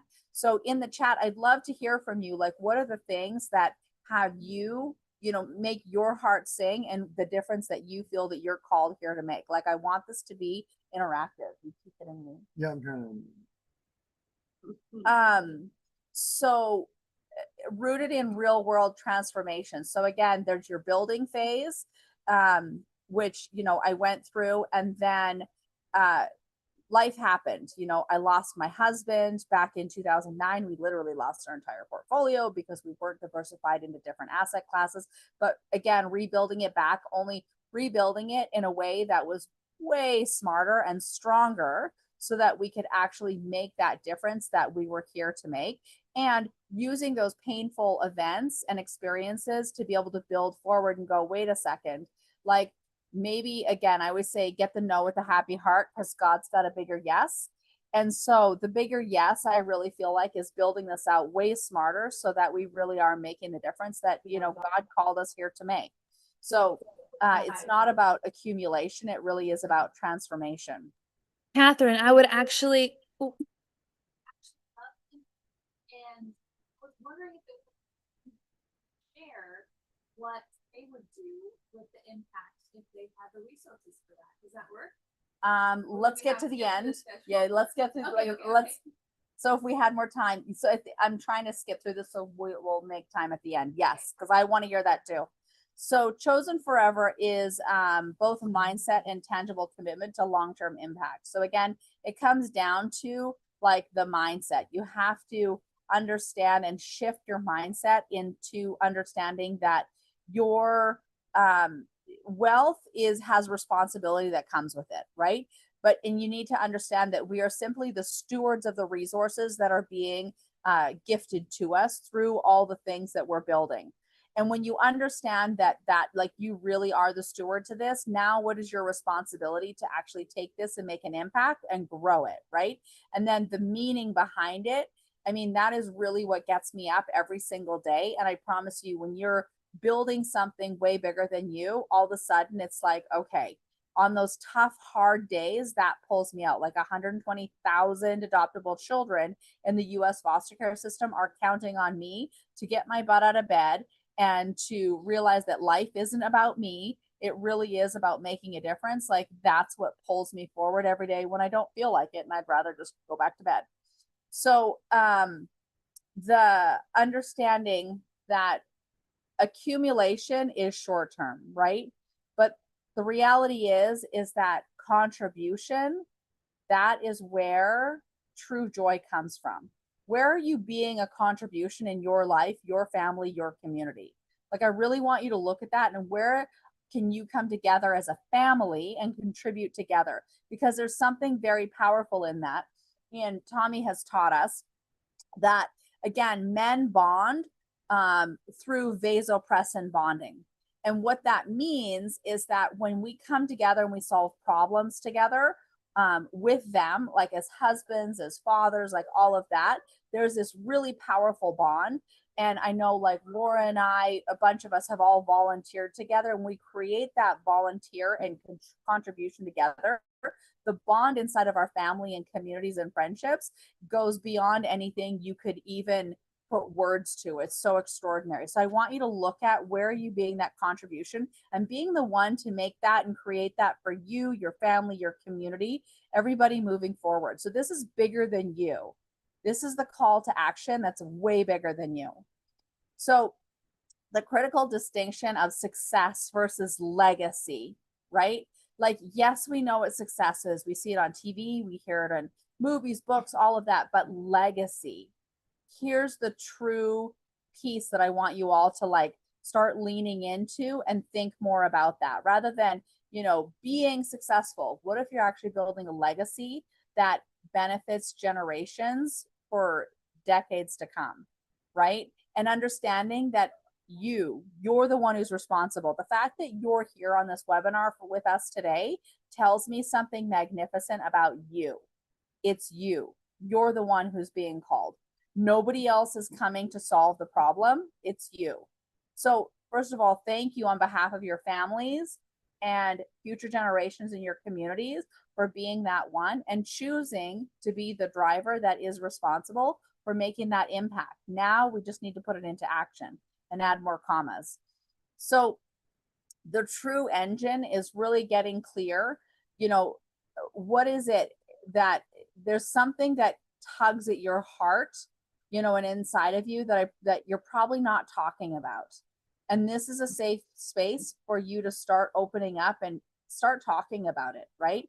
And understanding that love and responsibility, like for what it is that you're creating beyond yourself, this is where true fulfillment comes from. And what is it? Maslow's hierarchy of needs. He talks about like at the top, at the end of the day, it comes down to contribution. Like that is where our greatest need actually gets fulfilled, is being a contributor. So in pulling it all together, we're redefining wealth as an active tool, right? So the purpose vehicle, this is why we're showing you how to build everything that you're building. Yes, I want you to have your portfolio be diversified in all the different asset classes so that you can be, creating all these passive income streams and adding multiple commas to your bank account. And it all leads to this. It's all about all the effort and capital that you have coming into the machine, the vehicle, and now we're targeting it for the impact that you want to make, the durable sustainability, and then of course generational momentum. So now taking this and now teaching our kids and future generations. That's why I'm deeply grateful for like Katya and Blake. Again, I hate to call you pink, these young adults who are like 21 literally getting this now. Think if we all got this at 21, this would be huge. So building with absolute intention, like it's all about intentionality, and that's what we're here to help you with. So this is one of the reasons why we have the investor survey, why we have the accountability calls every single morning at 9 a.m. Literally, it's about taking that strategy, aligning it, being proactive, and having unwavering consistency again and again and again. That's the only way that I know that I've been able to build what I've built. Everybody who has built anything, everybody here, they all have extraordinary stories, but it's again, that grit, determination, perseverance, that's what gets the job done. So I want you to like, hopefully be encouraged inside of, yeah, things get hard. And hard, this is where it grows strong people. So you have an extraordinary opportunity here. So the generational ripple, this is the thing that gets me excited, and especially with AI. Like one of the things is I have my clone, CatherineBell.ai, and everybody can go talk to her. But literally that has been put inside of my family trust, and my future like great grandchildren will be able to have conversations with her, a version of me, and be able to glean all the wisdom and knowledge and experience moving forward. So not only like having that, but also building out the legacy and then being able to hear in my own words why we built all of this out and the call to action that I'm calling them for, because I know that there'll be future generations that will absolutely like resonate with them and they're going to carry it forward. So me continuing to teach that is super, super important. So the purpose layer of our Titan Inc. ecosystem, again, we're building the band. because it takes a whole lot of who's that know how and all the things. And to be clear, I'm not the person who I'm not the who that knows all the hows. I'm the who's that knows a few of the hows, but on our team we have all the who's that knows how. And so we've got, Titan 23 we talked about yesterday, for you to understand when you're investing in a fund, the purpose of the fund is be able to literally to find the sponsors, vet the deals, do all of that so that your money is protected and continues to grow. Then that's the who that knows how to do that, right?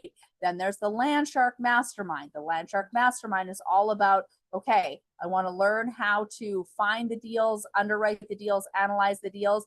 Again, the who's that know how, but again, teaching you and holding your hand through the entire process. Then there's, Wealth-Wise Women. It's Wealth-Wise families, husbands, wives, kids, everybody. Again, the who's that know how to build the 7 streams of passive income so that you literally are protecting your family and then go on and build income streams beyond that to go make a difference in the world. And then, of course, now there's the last part, which is the opportunity zone, the OZ wizard. And this is all about when you have those capital gains events, because you will, with your real estate, to now put it into projects that where your assets, your capital gains are being protected, they're not being taxed. You literally get to continue to grow passive income streams with them, and continuing to build more legacy. So again, we have like all the different ways for you to simply plug in and literally work with the who's that know how to build out your family's legacy and understand that your, what the purpose of whatever your why is for you. So the foundation of everything is literally like, you have to build it one brick at a time, right? And again, it's one baby step at a time. And to me, it's the story of the tortoise and the hare. So in the tortoise and the hare, it's like, it wasn't the hare that won the race, it was the tortoise, because the tortoise wanted to go fast, right? And he went fast and he got tired and he fell asleep. But the tortoise, just one teeny tiny little baby step at a time, and he won the race. And that's what this is about. Like, I want you to get crystal clear. Everything that I have built, that everybody here has built, did not happen overnight. Guaranteed. Like, this is 20 years of taking a bazillion baby steps and putting one step in front of the other, one brick in front of the, on top of the other, and continuing to build stronger and stronger and stronger. And you can too, but you need to start today. So understanding that, purpose is literally, it's all about creating. Yes, you need to create wealth, but think about long-term legacy. That's the thing I invite you to consider looking at, and that you need to be intentional about how you're structuring it, which again has the who's that know how to make sure all of it's structured properly and, connected. So how much time do I have? I got 2 minutes. Okay. So I wanted to share more about my nonprofit, but we'll come back to that. Moving forward, we're going to be talking about the OZ Wizard tax strategies and wealth building tomorrow. So you want to be here for that with Roman. He's one of only 72 people in the country that is Opportunity Zone certified as an expert. So you want to be here for that. He happens to be one of my business partners. So super proud about that. And then, of course, IRA and traditional capital gains. So to understand the difference between how the tax structure was before and how they have flipped it into opportunity zones to have way more benefits for you as investors, because we know that over the next several years, they're projecting that 19 trillion with a T, trillion dollars is going to be transferred into the next generation. And your family, you have no idea, wherever your family is at, you want to be making sure that you are protecting that, especially in, uncertain economic times, and all economies are cyclical. So make sure that you're protecting that. So if you are interested in a blueprint, we are going to be giving you that tomorrow. So you want to make sure that you stay for that. Make sure that you're saving the dates for the live Scottsdale Summit. It's December 1st, 2nd, 3rd, and 4th. And we're going to be sending details out about that here soon, which I'm very excited about.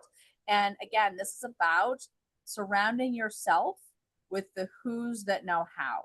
If there's anything that I've learned, surrounding myself with, again, good people doing good things and adding commas and building legacy, this is how I have learned to be able to do this, because I promise you, this was not the world that I came from. You can hear my story. You go to, meetcatherinebell.com. There's a video there. You can watch that. The point being is that I was not born with a silver spoon in my mouth.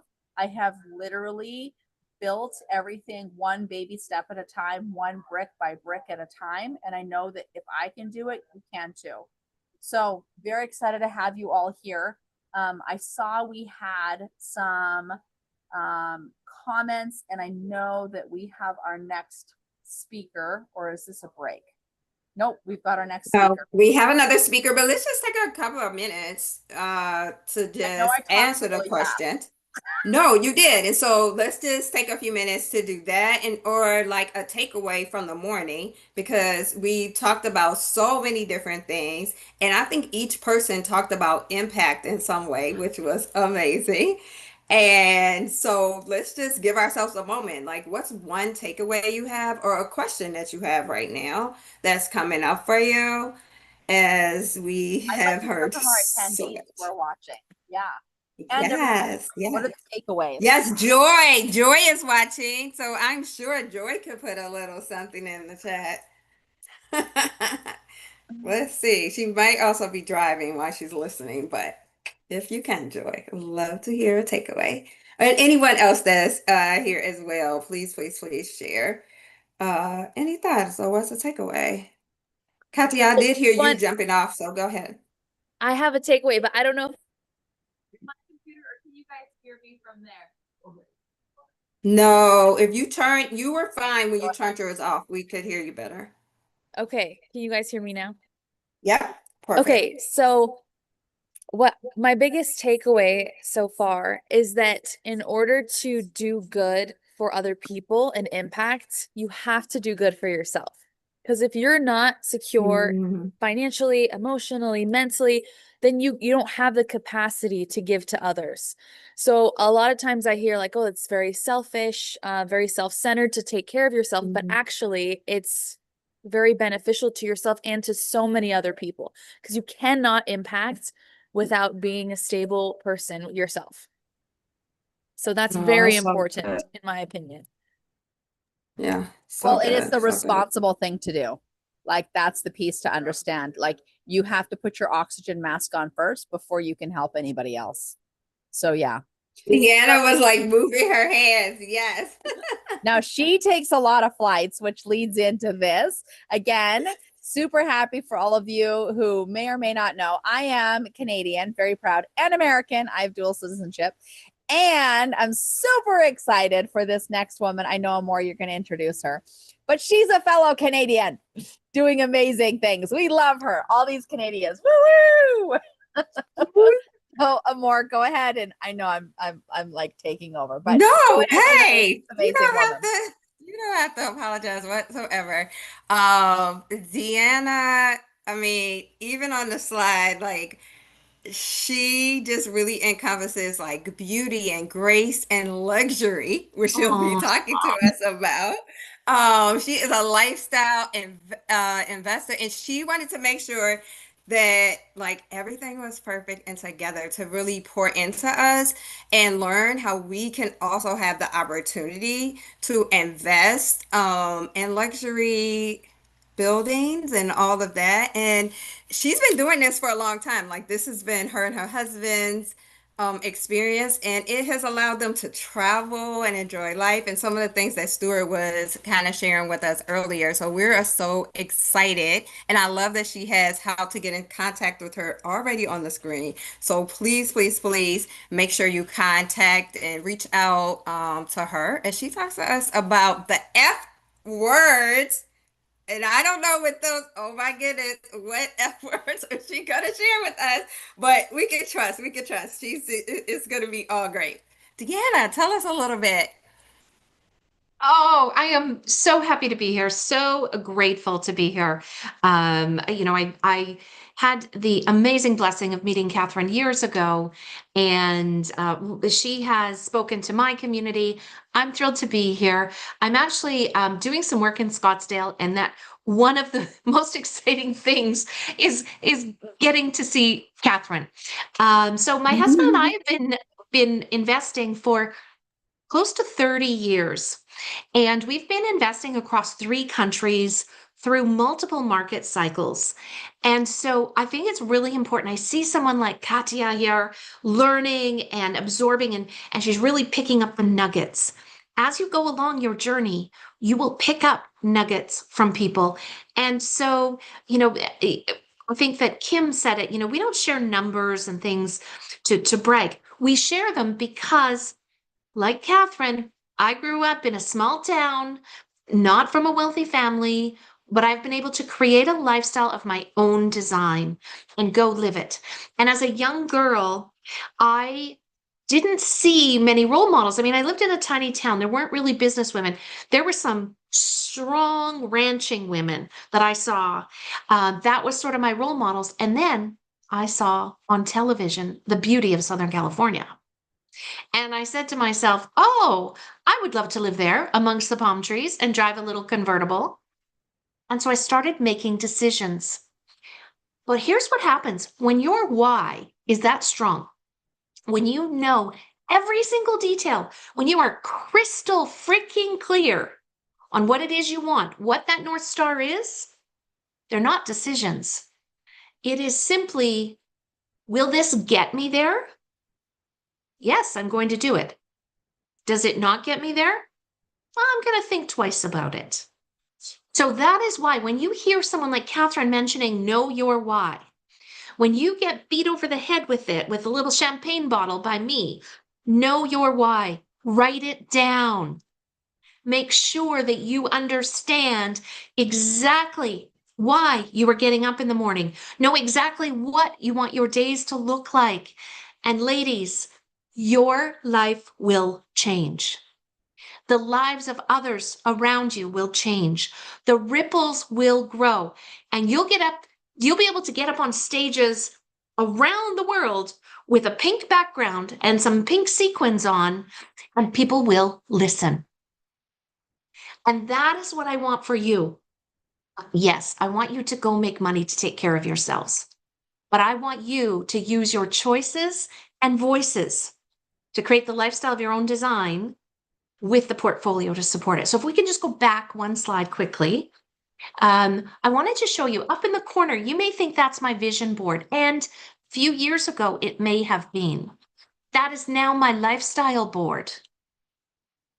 So homework time. Catherine has started a great tradition here. If you don't have a vision board, I don't care how you create it, magazines, whatever it is, but this is my life right now. So, hanging out under the palm trees with my incredible husband, that's us in the Canadian Rockies. Love the little people and supporting them however I can. We travel as much as we can. The champagne glasses, for those of you who are experienced investors, that is a champagne toast to walking away from a multi-family portfolio that we wrote a check for tens of thousands of dollars to walk away from. And that was a boss move.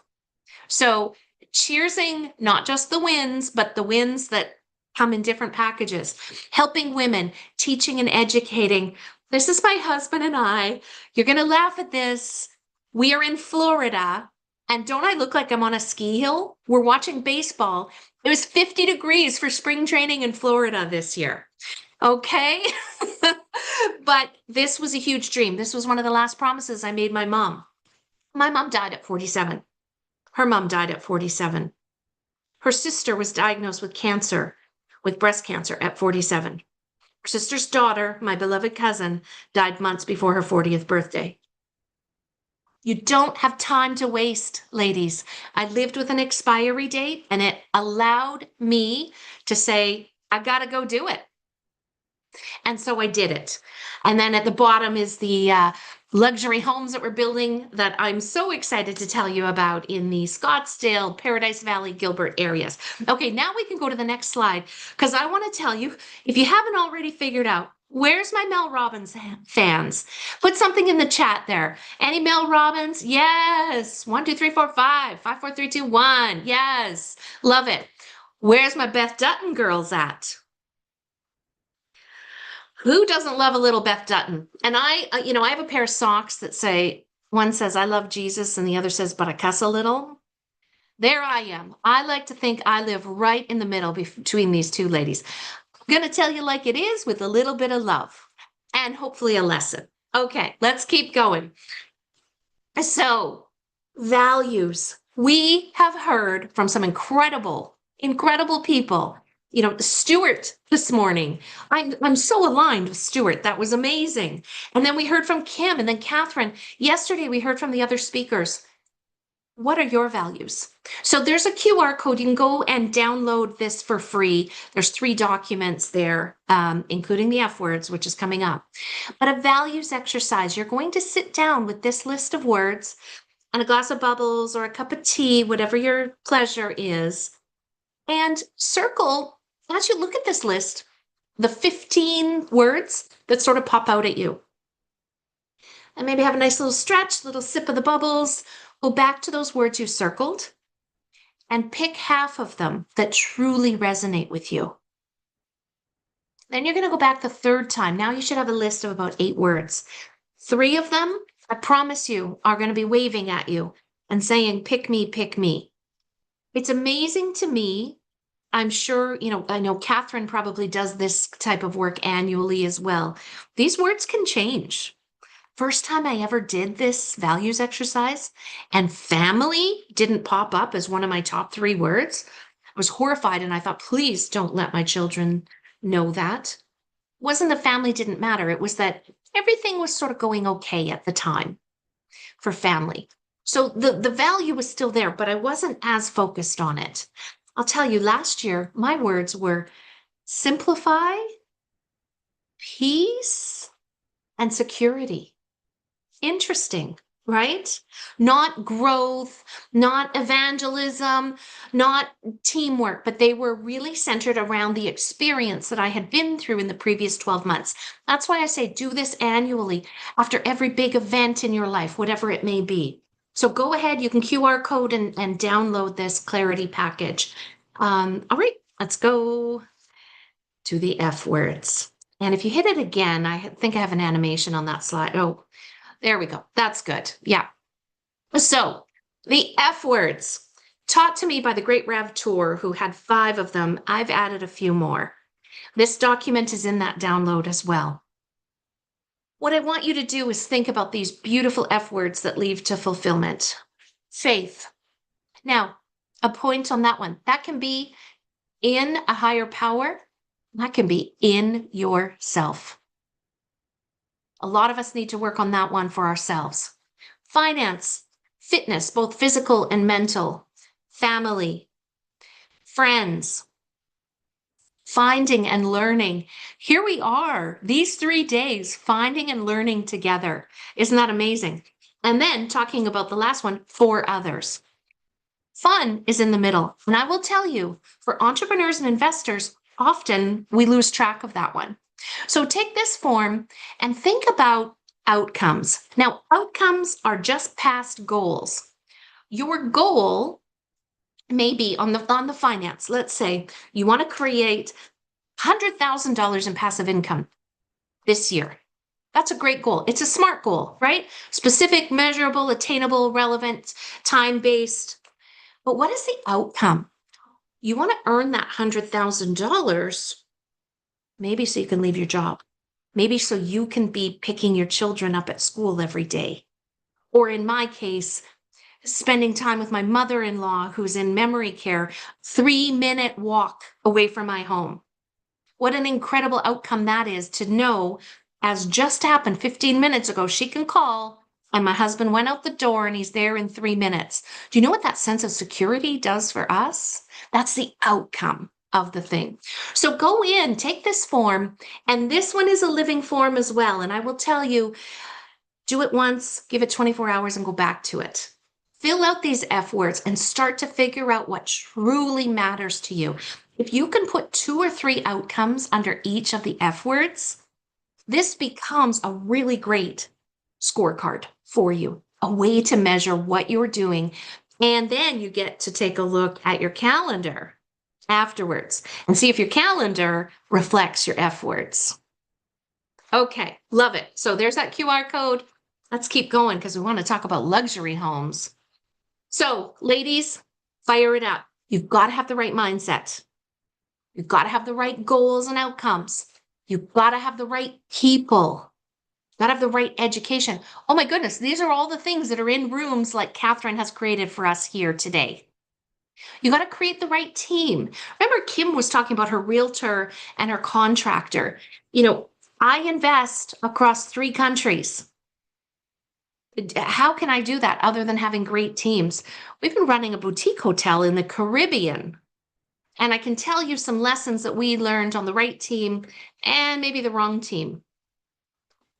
And so you want to keep the right rooms, the right strategies, the right markets, and the right actions in mind as you move forward. It was a great way to build your portfolio, your business, your 7 streams of income. Next slide. You seen the headlines? Do we all know things are really bad out there? If you read these things, you think, wow, I literally see the word foreclosure and I think win-win. We need to go help some people. So don't forget, headlines are created to sell. Do we say sell newspapers anymore? Sell digital copy, sell subscriptions. But you need to find a way to dig in past the headlines. Find your way to get the right education, to get the right data, to figure out what's going on that I can find opportunity to go meet my F words, to become the woman who achieves those goals and feels those outcomes. Can I get a hell's yes in the comments from those of you who are ready to jump in there, go deeper, find out? Yes, I love it. Thank you, Laura. Like, this is just too important. Remember, we don't all have all the years ahead of us. Today, you can talk about one day, you can talk about day 1. And who gets to decide that? It's you. It's you sitting there in the pink sparkles. Okay, so never mind the headlines. What do? It's my signal for next slide. You do you, boo. Again, that's probably a really dated reference, but don't you love it when you're creating a presentation and you just get a little bit, I was a little sassy. I was probably doing this at 10 o'clock at night and I thought I was hilarious. So thank you to those of you who are clapping and smiling because I thought it was really hilarious. We like sass here. We like sass. Again, here's my life board. Now, this isn't everyone's life board. Not everybody wants to be on airplanes. Some people want to be in their garden. I don't know why. I have a guy who comes and he works in my garden and he does amazing things in my garden. And I like to go sit out there with my girlfriends and have a glass of Prosecco. That's gardening Deanna style. What is your version of that? What is your life board? So create your vision board knowing, you can keep updating that. You don't even know today what you'll put on your vision board 2 years from now. But create that freaking life board, ladies. Create this life. Time is too short not to start living it today. Forget one day. Today. Day 1 in the chat. Come on, everyone. I want some day 1s. Who's going to do this? Let's get started. Like, it's way too short. Love it. All right. A few of my F words. I'm working on these luxury developments. So here's the F words they're hitting for me. Friends, finance, fun, for others, finding and learning. That's a lot of F words in one big, beautiful house, isn't it? Now, I have done real estate, oh my gosh, flipping, renovating, passive investing. I've had to have bins moved up to houses before I can even start working on them. We did, for all the flippers and renovators, we did a 400 square foot house once that took 3.5 bins of stuff. Like, there was like 3 times as much stuff in that house as there was space in that house. So I've worked on some crazy stuff. This is really fun. So what we are doing is we are going into highly desirable areas to ultra high net worth individuals. We are finding not just the streets they want to live on, but the actual lots. And I'll tell you, we're picking the best lots because there was just an open house of 4 houses on the same street, and ours went first. And the guy came back and said, I can't believe you got that lot. It is perfect. We are having Habitat and others come in and take as much as they can from the existing structure that is on the street. You also get a tax benefit for that, which is amazing. Catherine's nodding her head. She knows this one better than I do. We're taking down that end of life structure, and we are building the beauty that you see before us. We have investors who want to be able to invest in projects like this, who want land development type returns without doing any of the work. I'm their girl. They need me. Okay, next slide. Then we are selling these things before they're even built. So here's a great example. End of life house. Now, some people may go flip this house, and there's nothing wrong with that. Or make it a co-living. Now, in these neighborhoods, probably co-living wouldn't work because they're, as Kim talked about, these are, I would do AAA locations. But this house is end of life. You could maybe go in and renovate it and create a $3.5 million sale on the other end.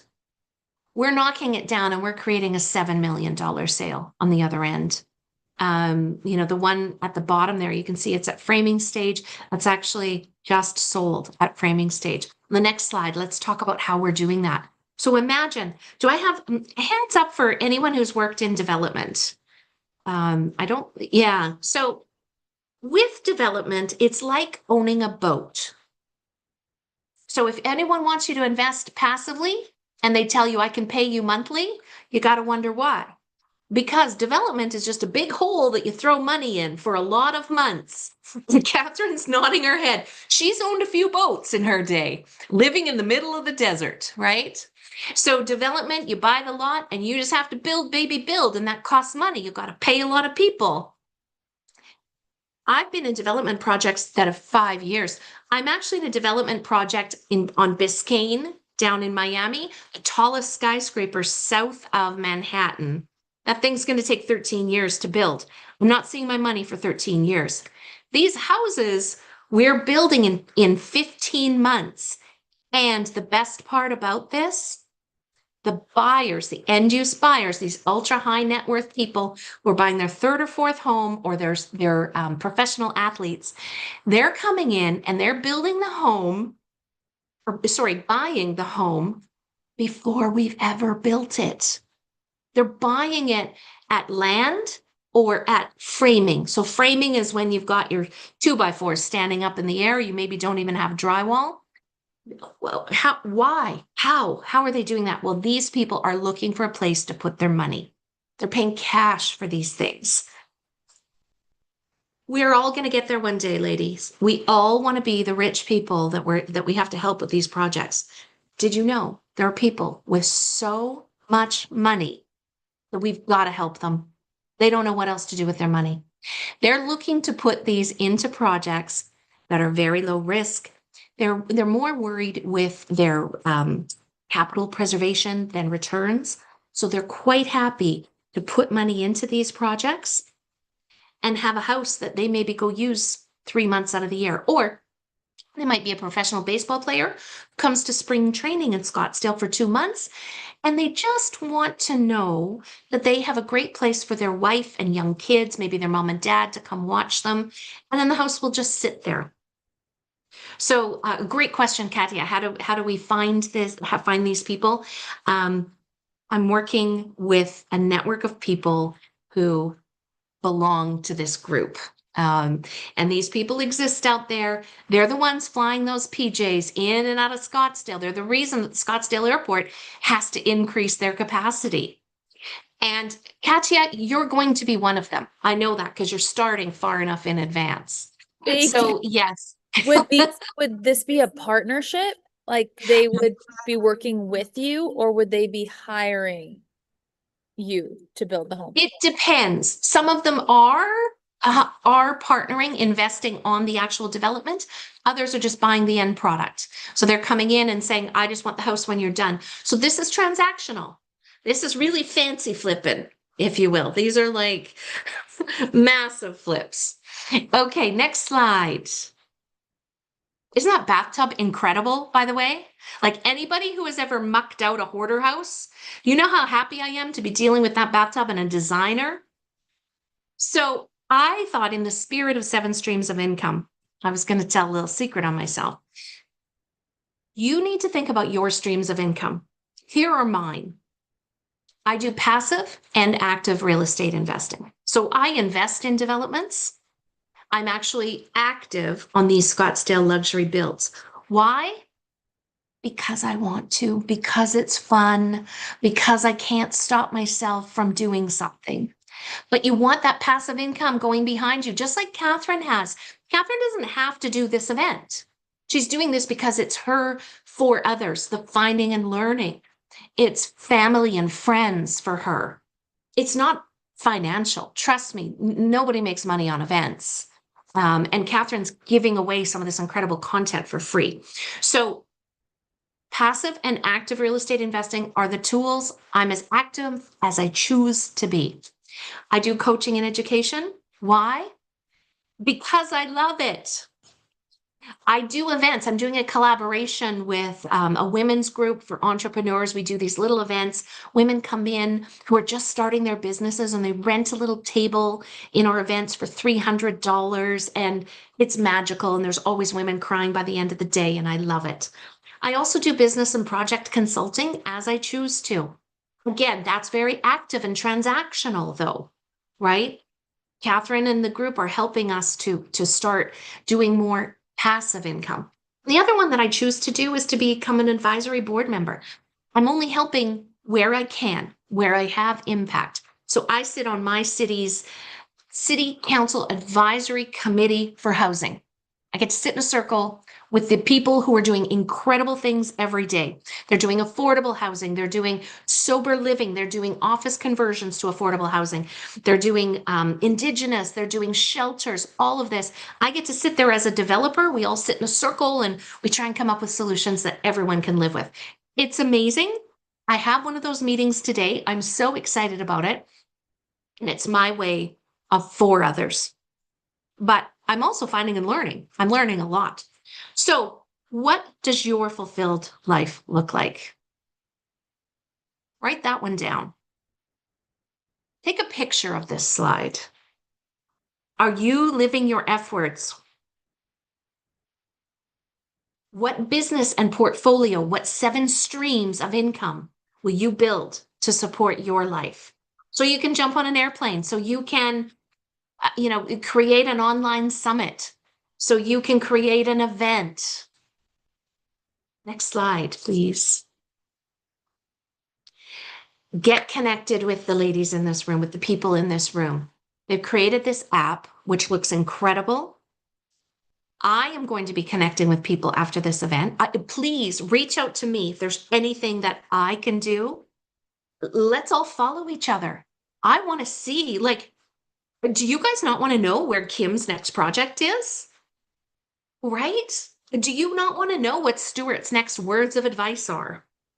So get connected, stay connected, be in the right rooms, be with the right people, meet incredible people, let them know, how you can help each other. Let's go help each other, even the rich people who need the houses in Scottsdale. If there's any way I can help you, please feel free to reach out via Instagram. I'm also on Facebook. And I truly am honored to be here today, Miss Catherine. Thank you so, so very much. I just love you to bits and pieces. I love everything you do. Every single effing thing. Fun, fulfillment, finances. She does it all. She is like the godmother of this, and she lives her truth. So I encourage all of you to do that. And don't wait for one day. Let's make this day one. Thank you. Oh my gosh. Is anybody loving her as much as I do? Woo! Y'all get why I love this other Canadian. Oh my God. Okay, Deanna, seriously, you're here in Scottsdale. Oh, girl, we've got to like hang out. You got to come to Club Scottsdale. Yeah, more of this. And I want more of our whole community to get more of you and all the things. Like, ladies, was this not extraordinary? Like, amazing. Give her some love in the, yes, all this love, send hearts, hugs, all the amazing things, fire. So Deanna, I hope you can stay the whole time, because again, I know people are going to have more questions and all the things inside of like what you've built and who you are. And again, it's all about the connecting and coming together to do all these amazing things, right? And I do want to talk to you more about working with you to get your projects funded and all of that, because yes, I know exactly what you're talking about. And this is a space, funny enough, we've been talking about getting into. So Amazing. And I just bought some dirt last night in Scottsdale. Yes. So Wow. yay. I love this. Okay. I'm so excited. Oh my God. I know that we're headed into a quick break. Really quick, I wanted to make sure, did anybody have any burning questions for Deanna? Amor, I know I'm stepping on the time. No, but this is so important. Like Deanna, you almost had me in tears. So I was like, don't cry, to keep it together. Your face is on the screen. But please, if anyone, yes, has questions, and people have already been like, let's do a virtual, like vision board party and all of that. Yes. So that is Okay. definitely a thing Yes. we're gonna do. Deanna, I would love to do that for sure. We need to start Yes. planning it out, because that, again, I've been doing vision boards for 30 years and I literally Yeah. like, I can tell so many stories, including my twins, like all the things, literally coming to fruition from that. So that would be super Yes. to do with you. And Yeah. more at the women's events that I run, tears are Mhm. simply sparkles on your face, girlfriend. I Sparkles love on your it. face. I I love love it. I'm gonna use that. I love that. Sparkles on your face. And I You must love be full of sparkles. it. I'm full of sparkles. Well, we're all a bunch of sparklers, so this is perfect. Yes. Okay, great. So we're gonna take a 10-minute break because I don't know about you. I am so full of everything. I've learned so much from the beginning of the day to this point. And so we want to make sure, though, that you take time to take care of yourself quickly, because if you thought this morning was fire, wait till this afternoon. We also, if you want to find out more information, you can check out my7streams.org, and the link is up there. Please make sure you do connect with Deanna, because I know, like, I'm sure I can only imagine all the things you're sharing all the time. And like, we all just need great people in our lives that get us, right? And I feel like Dan, like that's what you brought today is like, hey, I get you. I'm here with you. And I love the F word thing. So hey, I am living aligning in my F word. So then I'll have to go back and meet my husband again and say, okay, let's align this to our F words tonight. Well, and I It's want to okay. add He one gets more hope. thing inside of like Deanna, what you said, like, yes, follow each other, right? Keep following each other, because Yeah. again, we are like the 5 people we spend the most time with. That includes the books we listen to, the people we watch and follow on social media. Like, These are the people, thanks to technology, that we get to literally surround ourselves with. So you want to make sure you're surrounding yourselves with all of these extraordinary people here, like truly. And this is how, you know, we collectively get to all ships rise together. And really quick, one more thing, piece of wisdom. I know we're on a break, but I'm going to take this opportunity. So we were talking, so Katya came to the Bell Hotel and she's here for the Bell Boot Camp. So anybody interested to come to the Bell Hotel and experiencing the Bell Boot Camp, it's a whole immersive experience inside of literally getting, like, having some really powerful conversations. And again, getting trained inside of who you choose to surround yourself with. Like, this is a really, really important piece for people to understand who you choose to surround yourself with. And if you actually look at your, they say you take the collective combined net worth of the 5 people you spend the most time with, and then you like add it up, divide it by 5. That's typically going to be yours. So if you want to increase your net worth, right, then you want to be with other people who are literally leveling up into all the places. And again, talking about wealth, you know, talking about all of this, it's like looking at this again, all for the purpose of making an impact, right? So there's monetary net worth, but then there's legacy and impact net worth, right? So who are you surrounding yourself with that are literally creating that legacy and, more importantly, creating that impact, right? So those are the things I hope that you're thinking about and you're creating for yourself and your legacy and your family. So with that, everybody go take a bathroom break, and we'll Yes. be back here in just a few minutes. How long do we have, Amor? We're gonna just go ahead and take the 10 minutes, just to give everyone a chance to grab something to drink and whatever you need to do, and then we will be back. So it's 2:06. We'll say 2:05. Well, it's 5 after the hour. Sorry, it's 2:05 for me. So we'll come back at 15 after the hour, depending on what time zone you're on.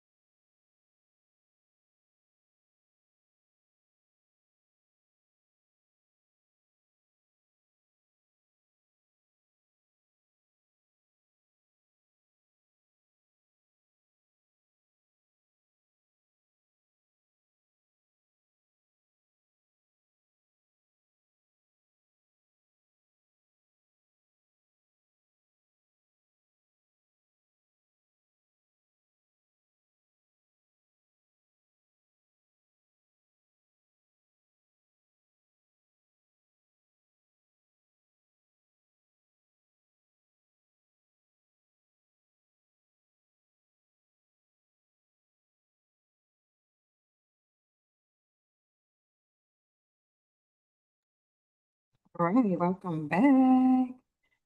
Welcome back.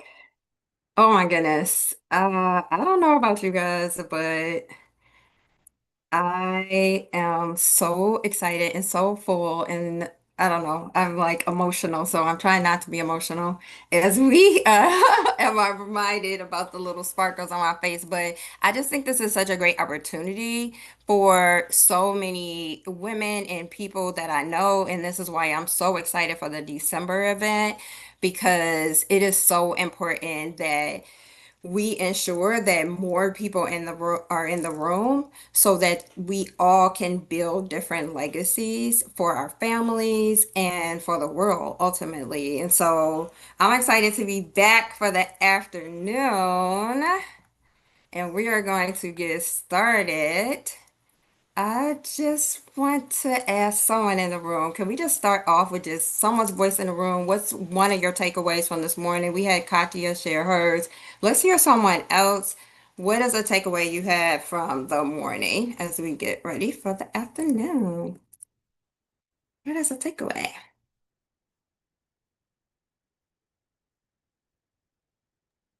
So one thing that I took away was I probably need to redo my presentations because I love all of the vision and the mental space that we get to share with the presenters when they actually give us more of themselves. So like with Deanna and with Catherine, they're talking about all of the things that make them unique and make them them and what makes them tick. And I didn't add any of that stuff in my presentation, so I'm going to wing it. But I love it that you have the picture of, your family and all the things. And so um, I think this will make me a better presenter in the future, besides all of the other wonderful nuggets of wisdom that we've gleaned. But that was one thing that I really noticed. That's so How great. That's so great. beautiful is that? That's what you glean and having you be a way more extraordinary leader and presenter. I love that. So awesome. Yeah. We're just learning all kinds of things here. I love it. I love it. Okay, so I get to share just a little bit about investment clubs, which is so important in my life and has really helped me begin to build legacy for my family. So I first just want to share with you the question that changed my thinking. So I had a mentor ask me one time, if you stop working for 30 days, would income still come in because you own something? And when I was asked that question, I own nothing. I mean, I own my personal house. Okay, so I did own that in cars. But if I stopped working, no paycheck, no salary, I was like, I don't know what I would do. And when I was asked that question, I was a school leader and I was making great money for the first time in my life, like way more than my parents had ever made. But I couldn't answer that question of if I stopped working for 30 days, would income still come in? And so when I heard that and I thought about it, I really had to begin to think about what needed to change in my life. As a school leader, as a district leader, I was pouring out my life into kids, into families, which was so important, right? But I was ignoring my own finances to do all of that. And I was making, like, I think Stuart talked about that this morning about how, like, putting gas in a gas tank, like, you just think like you're making great money, so you should be able to do these things. And so for me, I was like, something has to change. I need to find the right who. And I'm so excited to say I have found some amazing who's and Catherine and Tracy and Tommy and Laura and so many people in this mastermind. And that has made a difference in my life. And one of the things that Catherine talks about all the time is about your assets and that your job pays your bills, but your assets build your freedom. Your job pays the bills, but your assets build your freedom. And so I have been on a journey to build the assets through my income. And this is one thing I just want to encourage anyone who's listening right now. Like sometimes you think, oh my goodness, like I can't just leave my job. Like, how am I going to survive? Many people are still working their 9 to 5, and that's a great place to start. And then eventually, you know, maybe you don't have to have that 9 to 5, but how are you using that money in your 9 to 5?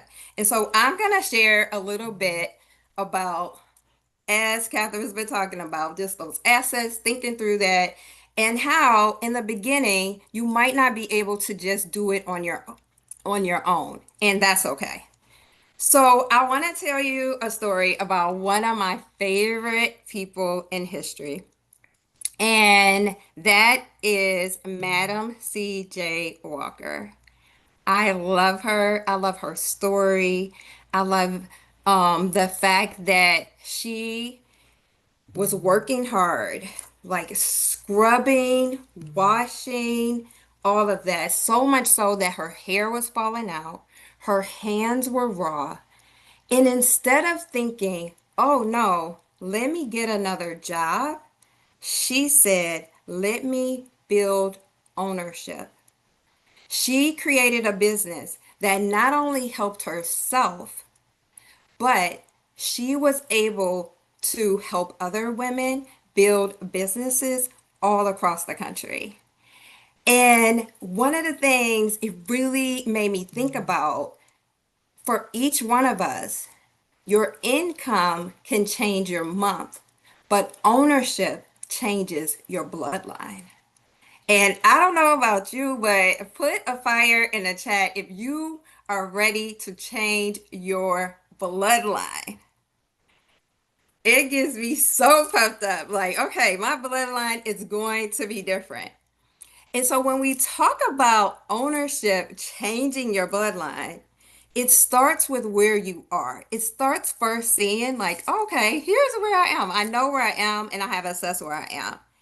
And learning, what do you need? And I feel like our mastermind helps us do that all the time, because it's like, oh, I don't even know where to start. I have so many friends talk about, I don't know where to start. Guess what? The first step, join the mastermind. And then you will learn what you need. And as you're in a mastermind, it will help you to build your vision, which creates ownerships. But we don't do ownership just for ourselves. We do it as we bring others with us. And then we can turn our income into legacy.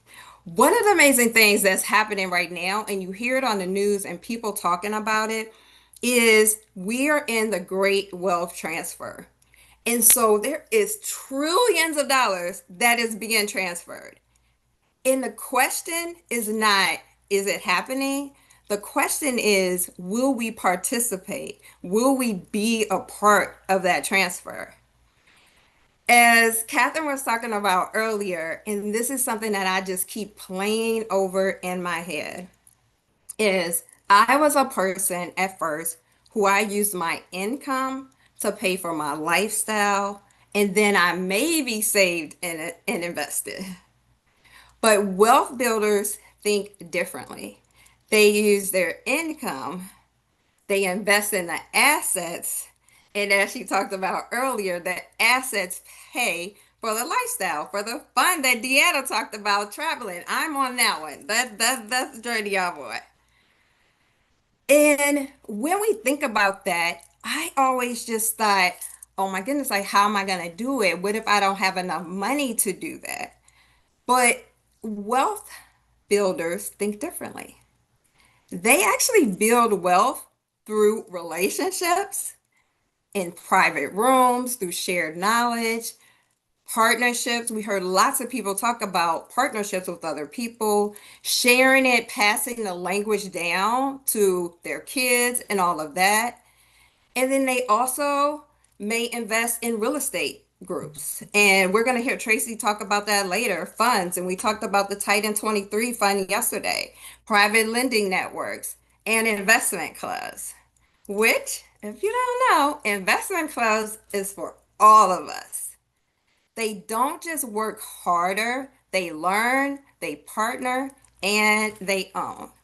So it's time for us to change our mindset from a worker to an owner because we learn faster when we learn together. And hopefully, over this last day and a half, you've really seen that we've been able to learn together. But it first starts with me. And Deanna talked about that so much. Like, we have to take time first to look at, like, she talked about the F's and us aligning our lives to it. It's like, I need to start with a new identity. And so here's one way in which I really work on my identity is affirmations and really thinking about how do I need to think differently. And so I created a little affirmation out of my name, Amor, because it's easier for me to remember that. So for me, Amor, I am aligned with wisdom, with purpose, and people who help me grow. I am multiplying. I am multiplying what God has placed into my hands. I am an owner of my future, not just a worker for my present. I am a researcher, and that helps with ChatGPT and all the GPTs we get to use. I ask wise questions before I make investment decisions. And E, I execute. I take faithful action towards wealth, freedom, and legacy. And so I have a little gift for you today. I want you to start thinking about what is the new identity you need to have. And so this is just a little worksheet for you to use to kind of, and if you're like me, I like my name, so I align mine to my name. But you don't have to align to your name. But to really think through what are the affirmations you need to speak because you can want to be different, but you have to see yourself as different. See yourself as an owner. So let's talk a little bit more about investment clubs and my journey to creating an investment club. So I knew I wanted to be different, but I knew at that time that I really didn't have people around me. I didn't have the right who's. So I determined I was going to search for the right who's. But as I was searching for the right who's, I was not going to let that stop me from taking the next steps. So I asked some of my friends, hey, do you want to learn with me how to do different investments? And they were like, you're crazy, Amor, but we love you, so we'll join you. Okay. So we created an investment club with my friends and we began to learn about investing. We learned the language of wealth. We asked better questions. It helped us to build confidence and to really be able to invest in bigger things. And then as I did that, I began to meet the right who's who I actually brought those who's to meet my friends so they could also know the right who's. And we were able to do that last October in Clearwater where Tracy came and Catherine came. We had a beautiful retreat and so many others who poured into my investment club so that we could take bigger steps. Then, as my family saw things that were happening, my family said, wait a minute, what are you doing? What are you doing over there? What are you invested in? And why did you leave us out? So I created an investment club with my family because I didn't want them to feel left out. And it's been amazing, amazing way for us to just reconnect because we live all across the country. And then in that, I said, okay, now I think I'm ready. Catherine, Tracy, and I see all the things that's happening. I'm like, I need to do something bigger. And so I began to invest with others to be able to create a sober living home in South Carolina. We're right now building a 10-bedroom, 10-bath co-living home in Houston from the ground up. We're doing private money lending.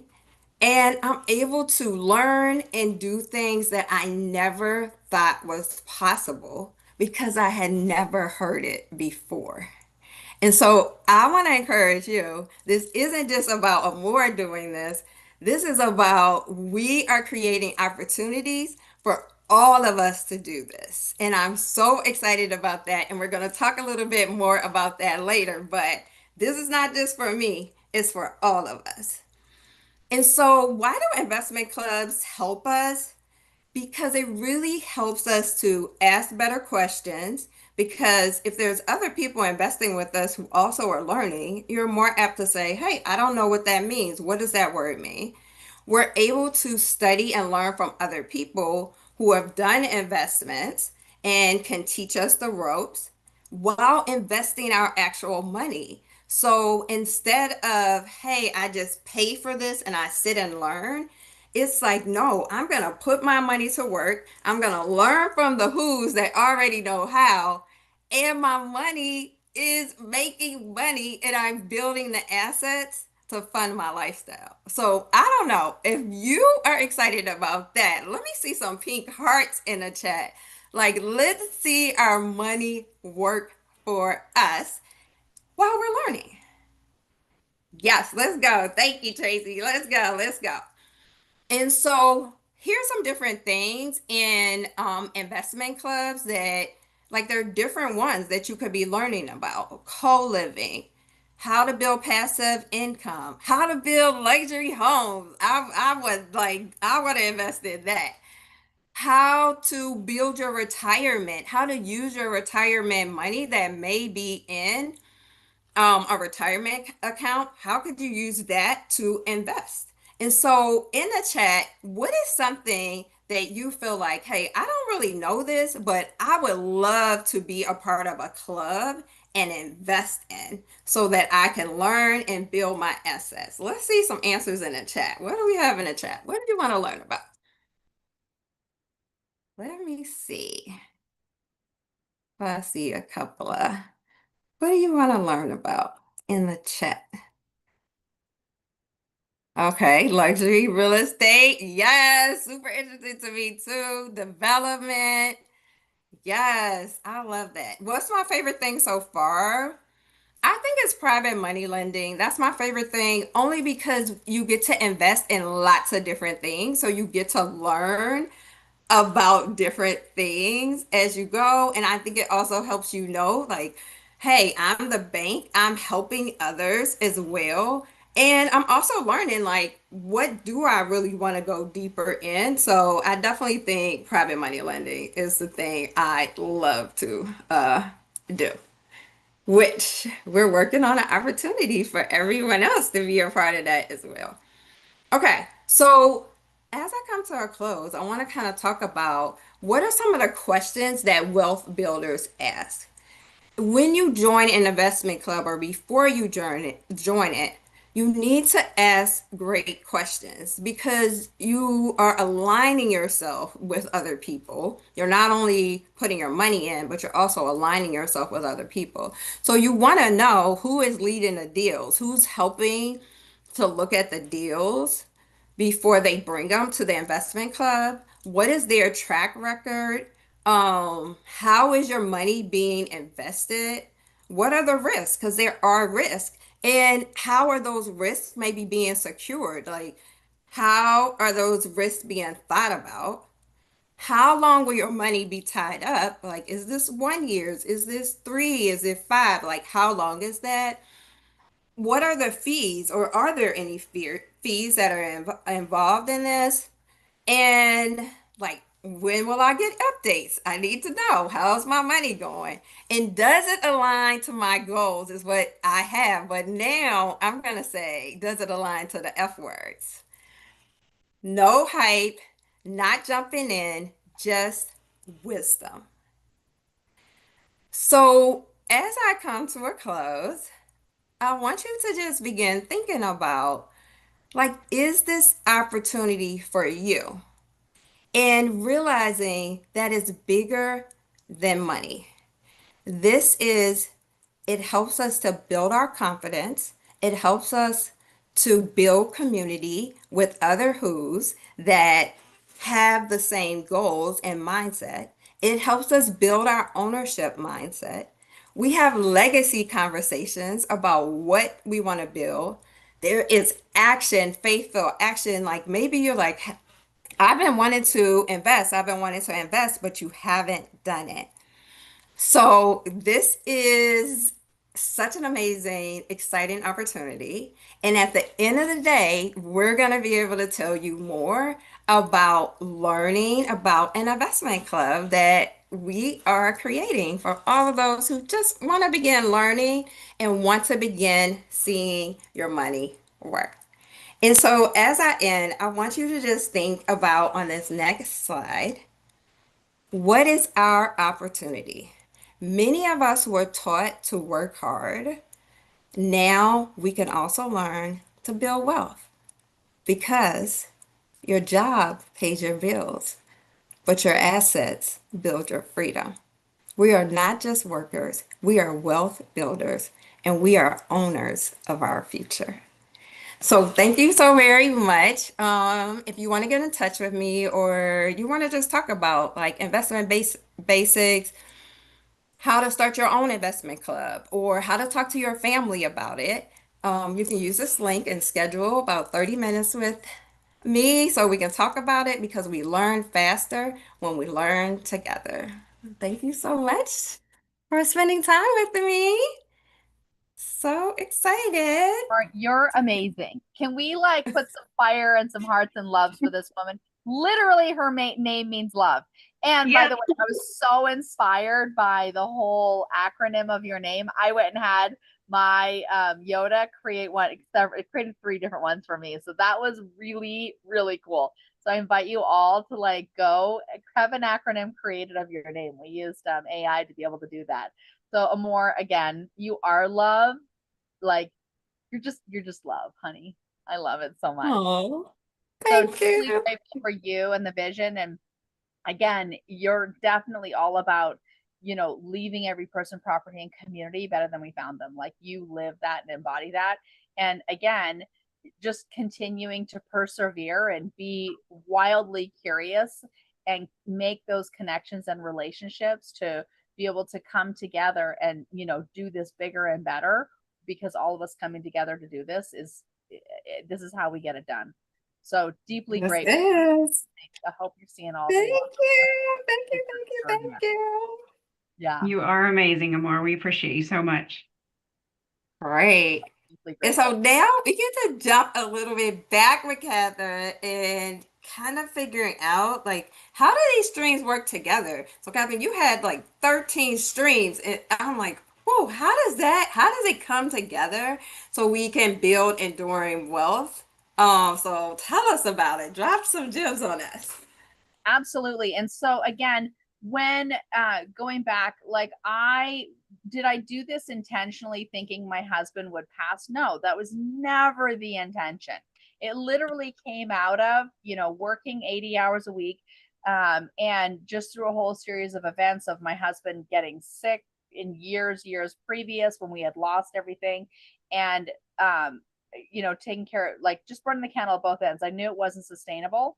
And so that's when I learned that the average millionaire had 7 streams of passive income. So is anybody interested in 7 streams of passive income? If you are, put it in the chat.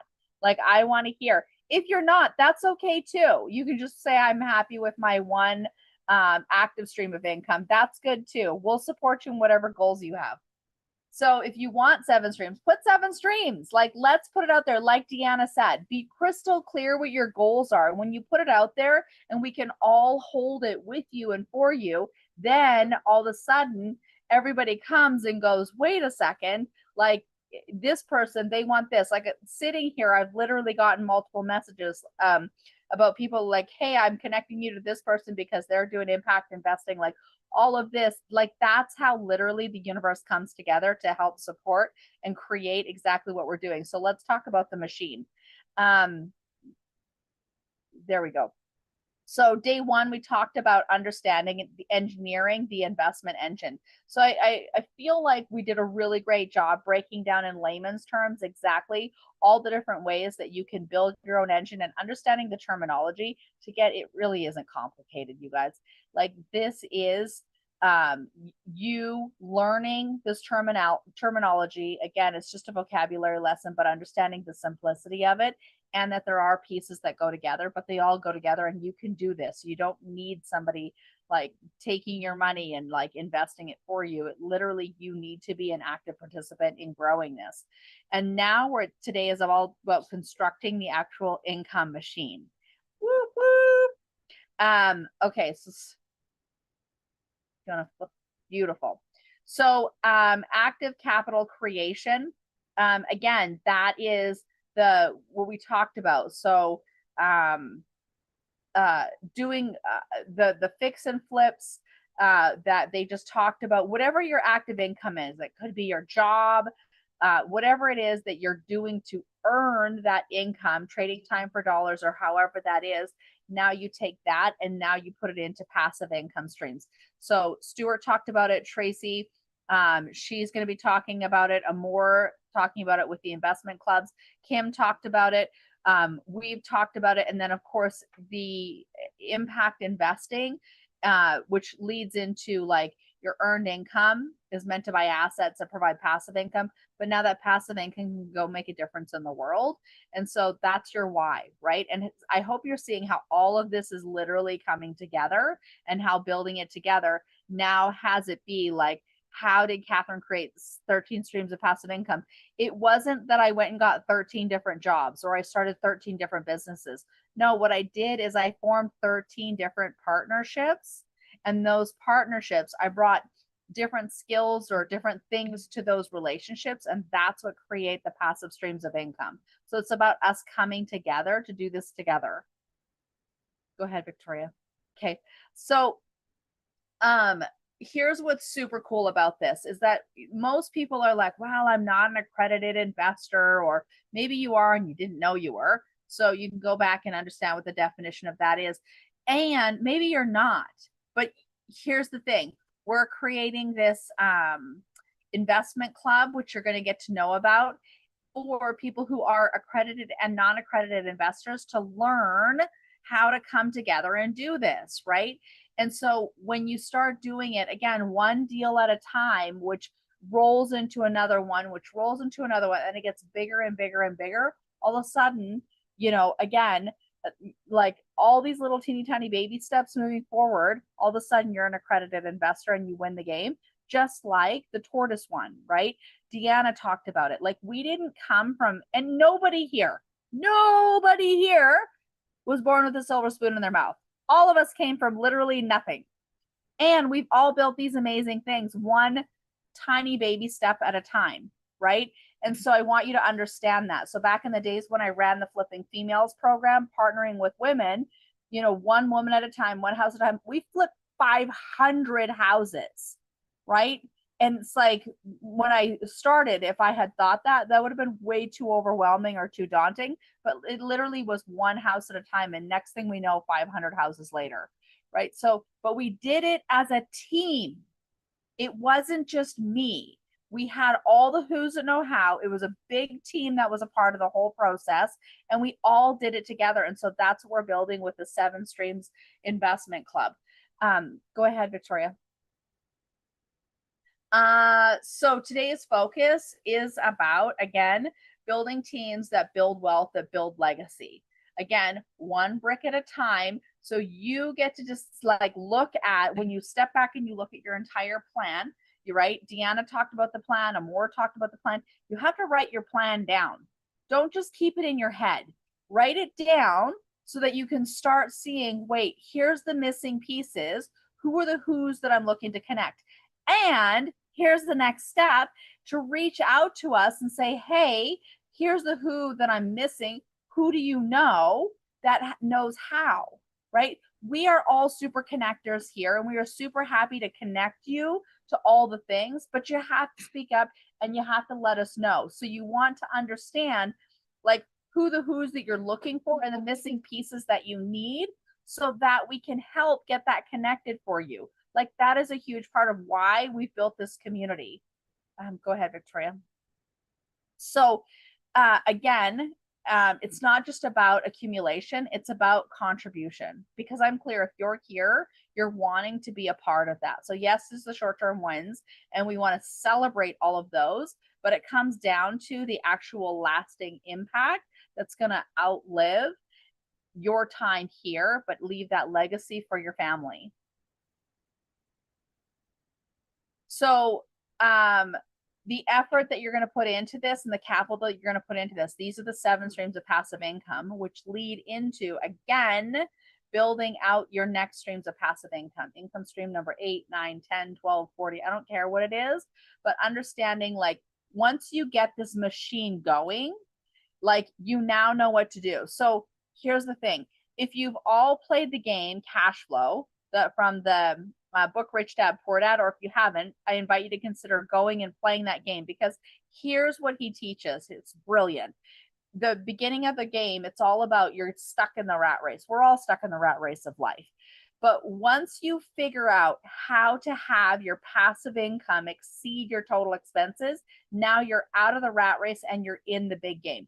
It's the exact same, everybody. It's the exact same. When you figure out how to do that in real life, then you literally, all of a sudden, it becomes like a flywheel, and you're able to do it bigger and bigger and bigger, and with more people to make an even bigger impact.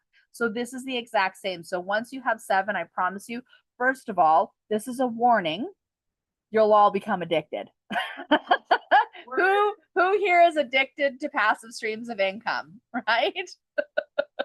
We're all addicted because it's super, super fun. And again, it comes back to legacy success, but then there's legacy, right? This is the bigger part I want everybody to start thinking about. Yes, there's success. We want abundance, we want to grow all of this. But what if you actually start thinking more about your legacy? What is the legacy that you want to pass on to future generations? Whether it be your own children, nieces, nephews, whatever that is, or other adopted kids. Like Katya's my adopted, Blake's my adopted, Hoy, Katie, like I'm just going to keep adopting all these 21-year-olds. And so there's a whole story behind that. But anyway, like whoever it is, we're going to keep passing on that legacy. And that's the most important thing for me. So again, defining whatever your chosen forever is, that's the most important thing. My chosen forever, I'm going to take a moment to just share this. My chosen forever is that there are over 120,000 adoptable children in the US foster care system that people are not aware of. Yes, they're adoptable. The parental rights have been severed, and these children will live in the foster care system forever if they're not adopted.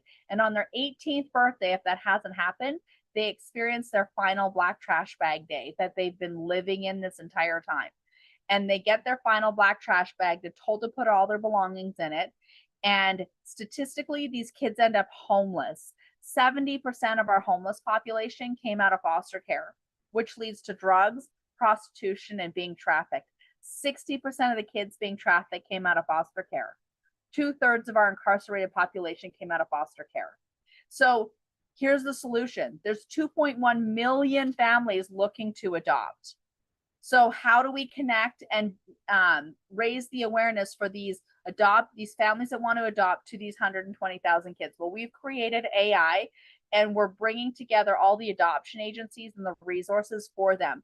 This isn't about getting these kids somewhere to live or a job. That's not it. It literally is about family, because you have to understand they have the rest of their lives. And when you have a family that you can come back to for holidays, for birthdays, for the hard times, for the good times, and literally create that lasting relationship, it literally changes our neuron pathways. And this is what leads to success. When those pathways have been changed, it allows them to go on and create healthy bonds with other adults as they become adults, which allows them to go on to become productive, contributing members to society. So because of that, that's where the cycle ends. And they, the cycle that they were born into, they don't repeat it. They actually go on and make a difference that way. And why does this matter? I adopted my twins out of the foster care system. I got them when they were 4 months old, and now they're now 21. My son went on to become a US Marine. My daughter's building her own empire. And I was adopted when I was 16, and it saved my life. So I'm crystal clear the power of having a family forever. This is why my organization is called Chosen Forever. What is your version of Chosen Forever? Like, that's what I want to know, right? So making sure that the strategy that you have, oh, the one more, the other direction. So yes. So again, it's the mindset, understanding the responsibility that you have, and then the meaning that you have. Again, what is the meaning you have behind all of this? Because again, adding commas to your bank account is fun for so long.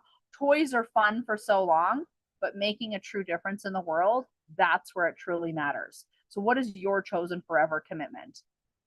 You can so again, strategic alignment, being proactive in like your plan moving forward. Like Deanna said, you got to write it down. You got to write it down. You got to have a plan. You got to have a team. And then, being persistent and consistent through the whole thing. That is like grit, determination. Like, I can promise you, I promise you, I promise you, I promise you, my crystal ball, this is the only thing my crystal ball is 100% dead right on. You are going to have obstacles. You are going to have challenges. It is going to get hard, right? This is why we do it with team. This is why we come together and we do this together, right?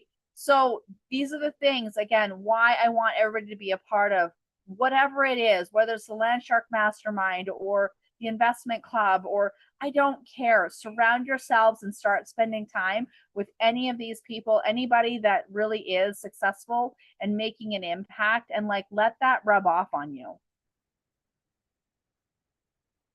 So the 7 Streams Club, I talked about this earlier. Again, Titan 23, we just went over like how the whole purpose of a fund is the who's that know how to find the amazing operators, do all the vetting process, do all the legwork, so that you literally can put your hard-earned dollars and be able to invest in multiple deals to add these multiple streams of income, the who's that know how.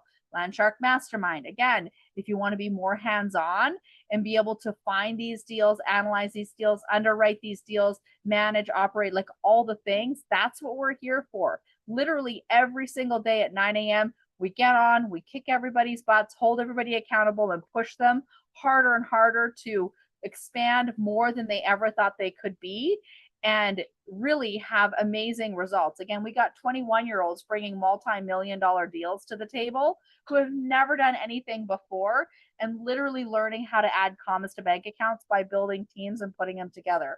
And then, of course, wealth-wise women, it's more wealth-wise families. The whole family needs to be involved. My whole goal is to have every single person have 7 streams of passive income. We do that, this country and legacy is changed forever. And then, of course, OZ Wizard, it's all about how to protect what you've built. Our goal is to keep $1 billion of taxpayers' money out of the government's hands, because we believe that you can do far greater good with it than the government ever will. Yes, I do stand on that. Okay. So what is your ultimate purpose for capital that you're currently building? Like, I really, really want to know. And then who are your primary beneficiaries of your legacy? Like, yes, there's your family, but you can also pass it on to, making an impact into nonprofits and things like that. And then how does your current income strategy align with your long-term intent? Again, writing this down, getting with us, helping, us be able to ask the tough questions and then help you come up with, like, here's your options. And it may not be things that you've ever thought about before. That's what we're here for. If I didn't have people who sat down with me and did this with me years and decades ago, oh, wow. Yes, I was born in the 1900s. I had somebody say that to me. Wow, you were born in the 1900s. Yes, I was born in the 1900s. So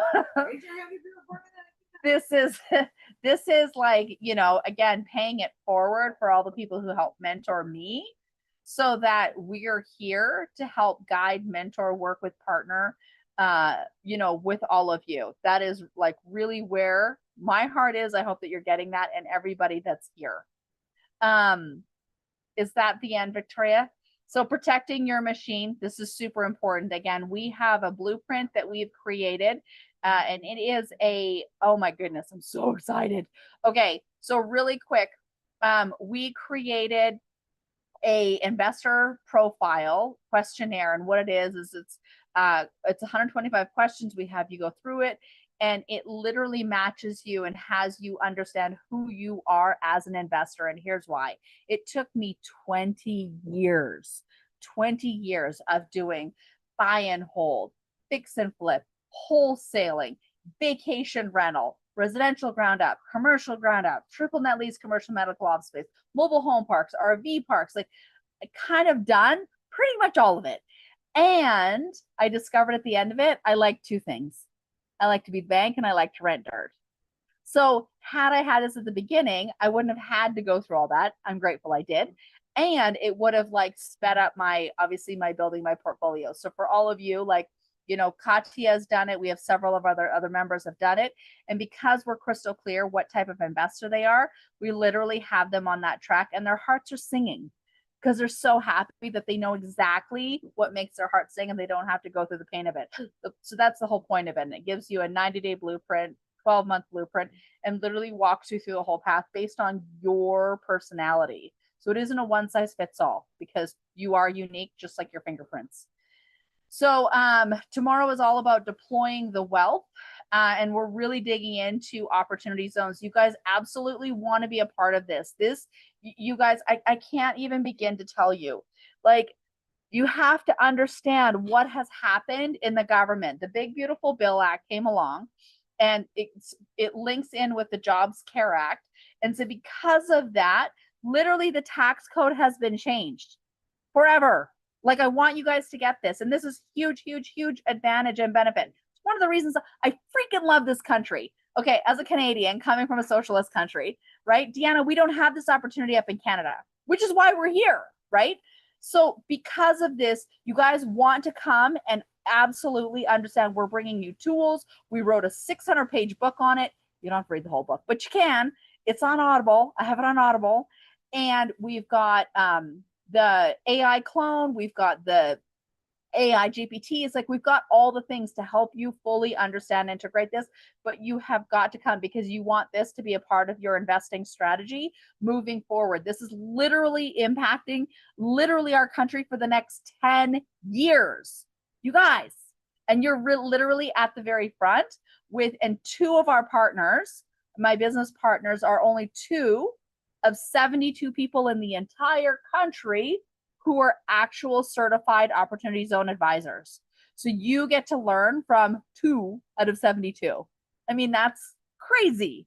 So they're right here. So they're going to be teaching you all about this. So make sure you come and be a part of that. And I think that's everything, right? So we don't scan that. That's the wrong QR code. But Laura's going to put in there, if you guys want to upgrade, you can get the videos. We're going to have them be recorded. Everything's being recorded, so you'll be able to have access to this. And why do I say that? Because when you're learning this, here's what I know. The first time you go through it, you're going to hear certain pieces. The next time you go through it, you're going to actually hear things you didn't hear the first time. And if you're like me and I listen to it 3, 4, 5 times, each time I hear things that I didn't hear before, which is why I always get the recordings. Again, it's all going to our nonprofit to help bring more literacy and financial education so that we can bring more awareness, because my whole goal is I want every single person in this country and in all the other countries to be able to have 7 streams of passive income.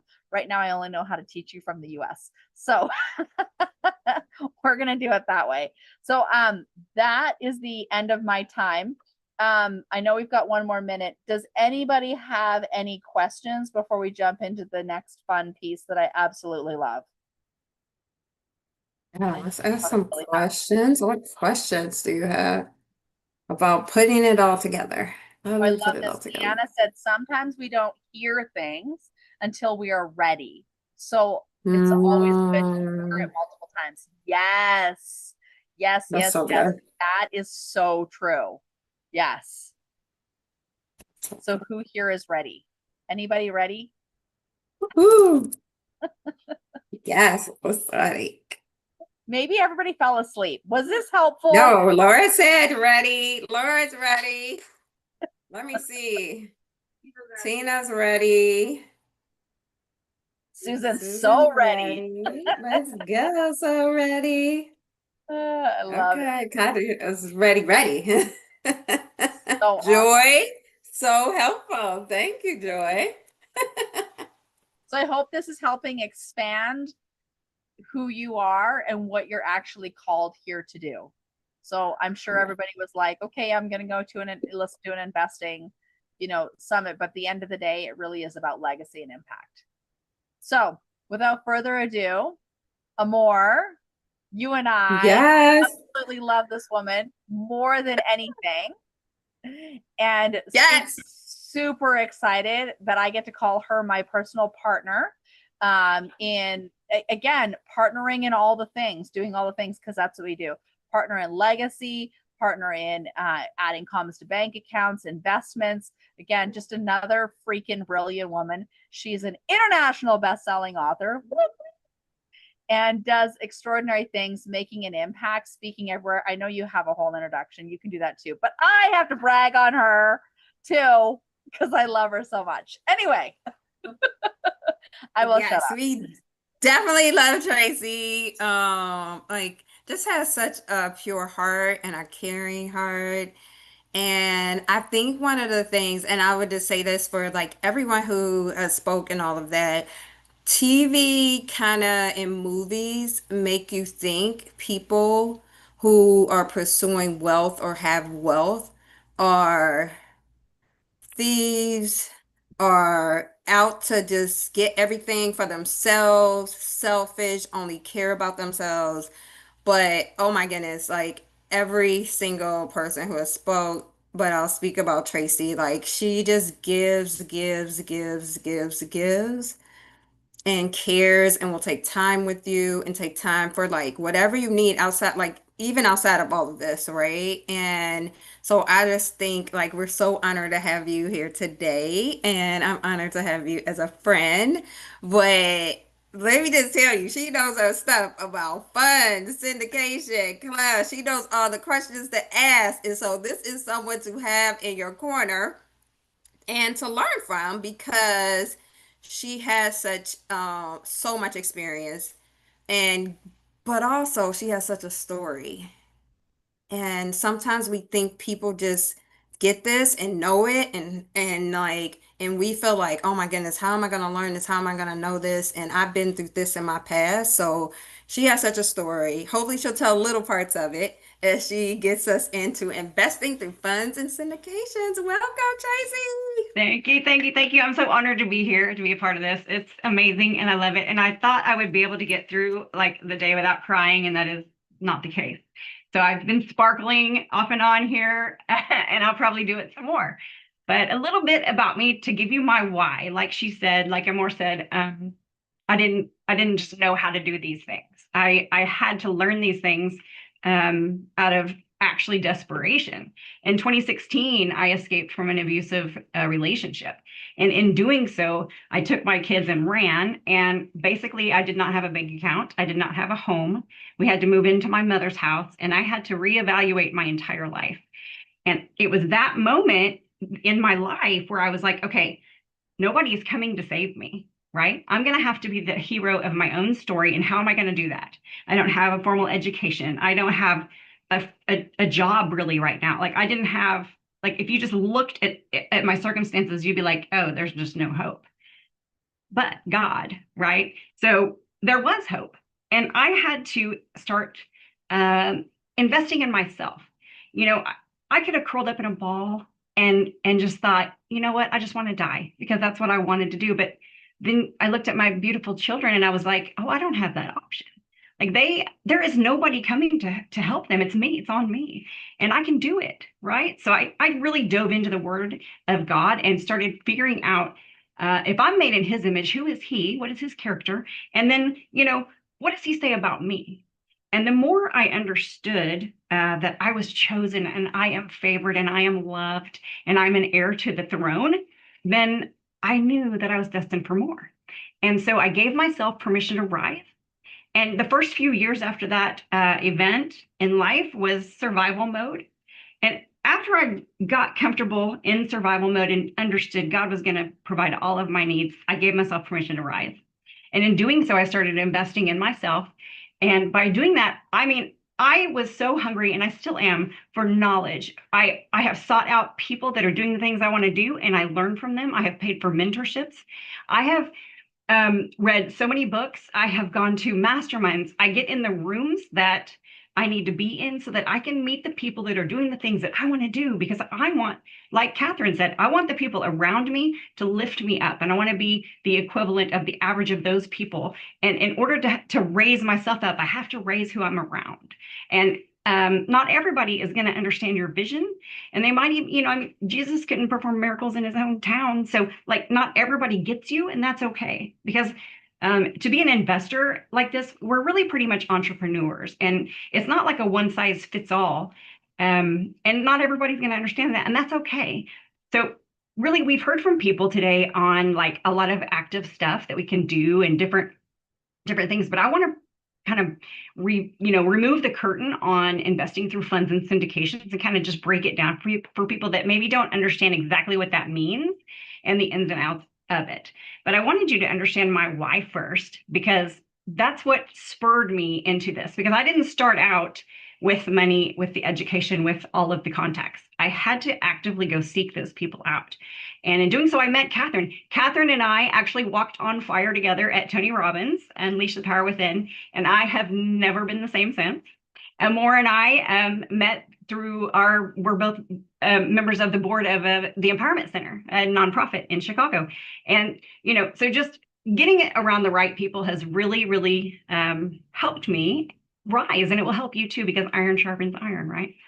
So my vision today is that you guys will understand how to invest with purpose and power, and you can invest and honor your values at the same time. You can generate meaningful returns while you're creating your legacy, while you're causing impact. All those things are not mutually exclusive. It can all happen together. And we're all better together, building wealth through collaboration. We can discover wisdom and faith and strategic partnerships, that those things will help us generate wealth for, our children and our children's children, that we're supposed to leave an inheritance to. Next slide. So why does this matter? So I speak a lot to women. I know this matters to everyone, but the reason I have this in here, I didn't redo this presentation. I speak to a lot of women because that's my heart. We are best qualified to help the person that we used to be. And so, a lot of people have helped me, and I want to reach back and help the next person. And so it matters for women. It matters for me to teach women and to invest in women, because I was that woman that needed the help and needed the hand up. And so I want to provide that for other people. So women investors, I want you to understand that you can access passive streams of income. I think at my last count, and I'm not being braggadocious, and not all of these streams are super deep rivers, but I counted 19 streams of income that I have. And that's intentional, like built just over like the last 5 years. So the more streams of income you can have, the better it's going to be, because, maybe one stream kind of dries up a little and doesn't pay out, but the next stream is flowing. It's like, okay, so it's just kind of a balancing act. That's why I like to invest in oil and gas, and I like to invest in real estate, because when one's up, the other one might be down, and vice versa. So funds and syndications give you access to things that you normally would not have access to. And you don't really have to be super educated to understand. You just need to vet the sponsor, and you need to know what it is that you want to invest in. Why do you want to invest it? Do you understand the strategy? Okay. When you invest in a fund, it's basically a pool of money that the sponsor or the manager is going to go ahead and invest in multiple assets. Okay. And I don't want to throw you off, but syndications are basically like a one-off, maybe a single deal or maybe two deals. Like a multifamily is usually a syndication, and a fund is a pool of money that can get like multiple assets. So on the last oil and gas deal that we did, I think there was 40 oil and gas wells that were purchased inside the fund. If that makes you understand better. And there was also, Catherine and I both have customizable funds, where I have a fund that's set up where I can do different deals, where I can do real estate, I can do oil and gas, I can do private money lending, whatever it is that I want to do inside of that fund. That one's a customizable one. So then you've got an investment club. An investment club, we already heard Amor talk about this because she is actually, pretty involved in them. And we have decided to come together and provide the investment club for you guys because we think it'll be a wonderful learn and earn experience. And inside the club, you will pull your capital together and you kind of decide collectively. So you learn and you earn together. You go together, you vote on things, you all get to see the due diligence, you get to actually have some hands-on, it's active, you're hands-on on whatever it is, the asset that you guys are going to do. There's investment clubs for, cryptocurrency, there's investment clubs for real estate, there's investment clubs for private money lending. It doesn't matter what asset it is. You just need to understand that you're going to go and you're going to actually kind of participate. Like, you don't have to go be boots on the ground somewhere, but you're going to show up to meetings, you're going to collaborate, you're going to do due diligence together, understand what you're investing in, you're going to vote to move forward or not. That's the beauty of the investment club. It's learn and earn. So the way they differ, a syndication is passive investment into a single deal, like I said, or maybe two assets. And then the fund is the passive investment into the manager-led portfolio. I hope that makes sense. And then the investment club is the collaborative decision-making plus education all wrapped up in one. So there's something kind of for everybody. The syndication model, so it has 1 to 2 assets per offering, and each syndication will focus on like an apartment building or maybe a medical office or institutional facility. It's a partnership formed to acquire and operate these specific assets. So it's completely different than the fund. It's the most transparent investment because you know exactly what you're investing into before you even commit your capital. There's a GP-LP structure, which simply means there's general partners, and they're the ones that are actively managing the deal and making decisions. And then the limited partners, they provide the capital and they receive the passive return. So you would be the LP in a syndication. And there's always a clear business plan with a syndication model because you already know the exact asset that's going to be purchased. You get to do all the due diligence on there that they will provide for you.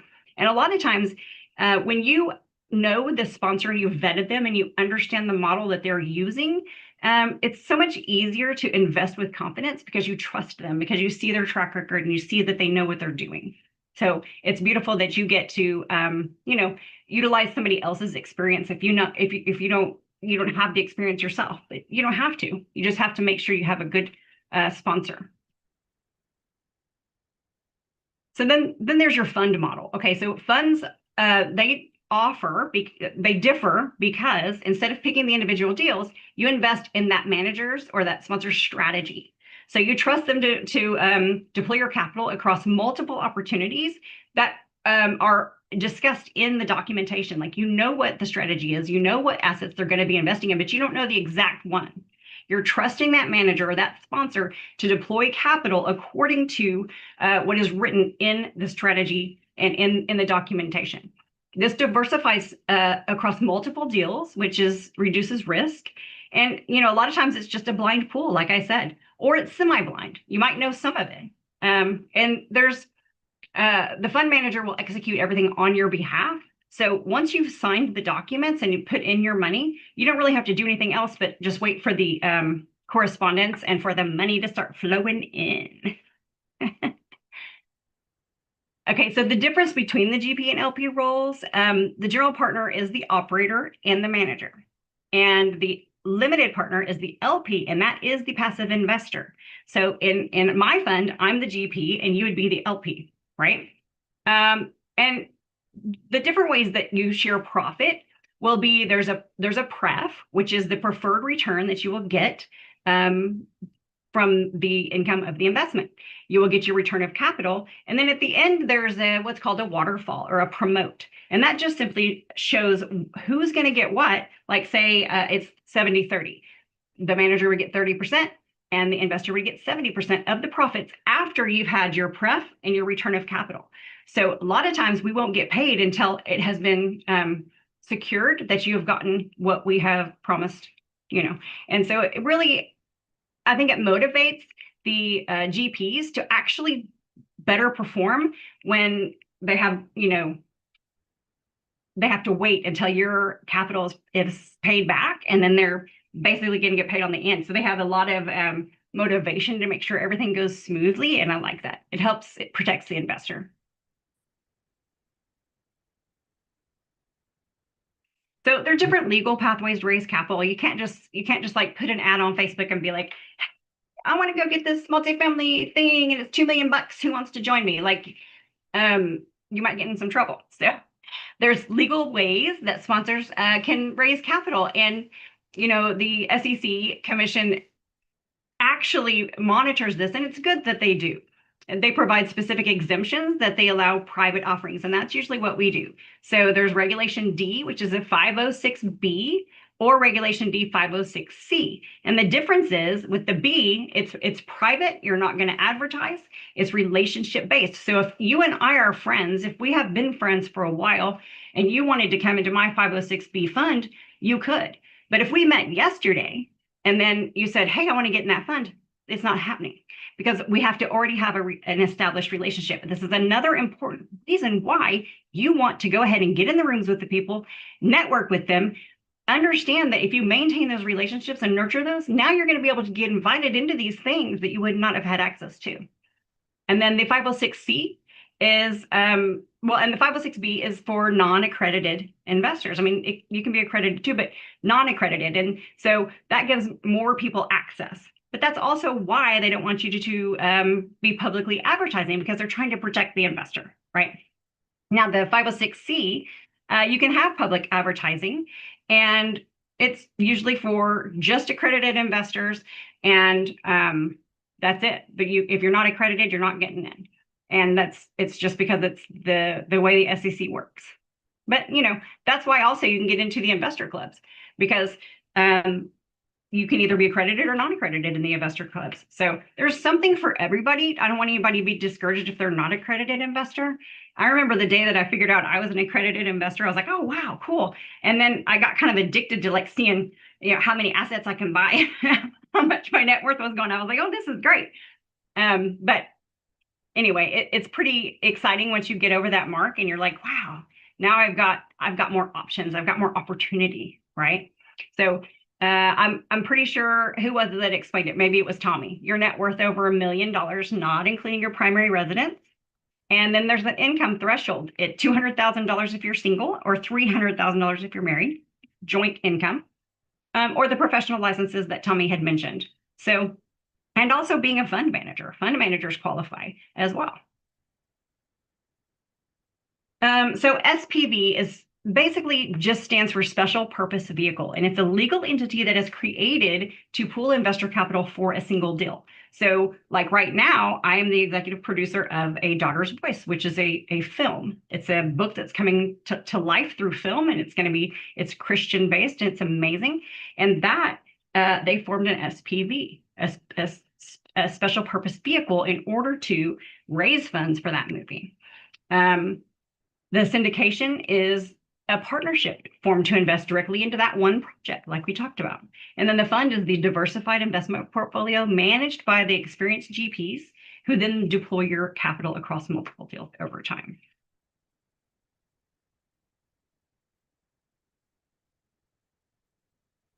Understanding those returns that I talked about. So the pref, or the preferred return, is the minimum annual return that the LPs or the investors are going to receive before the GPs, the general partner, participates in the profits, like I talked about.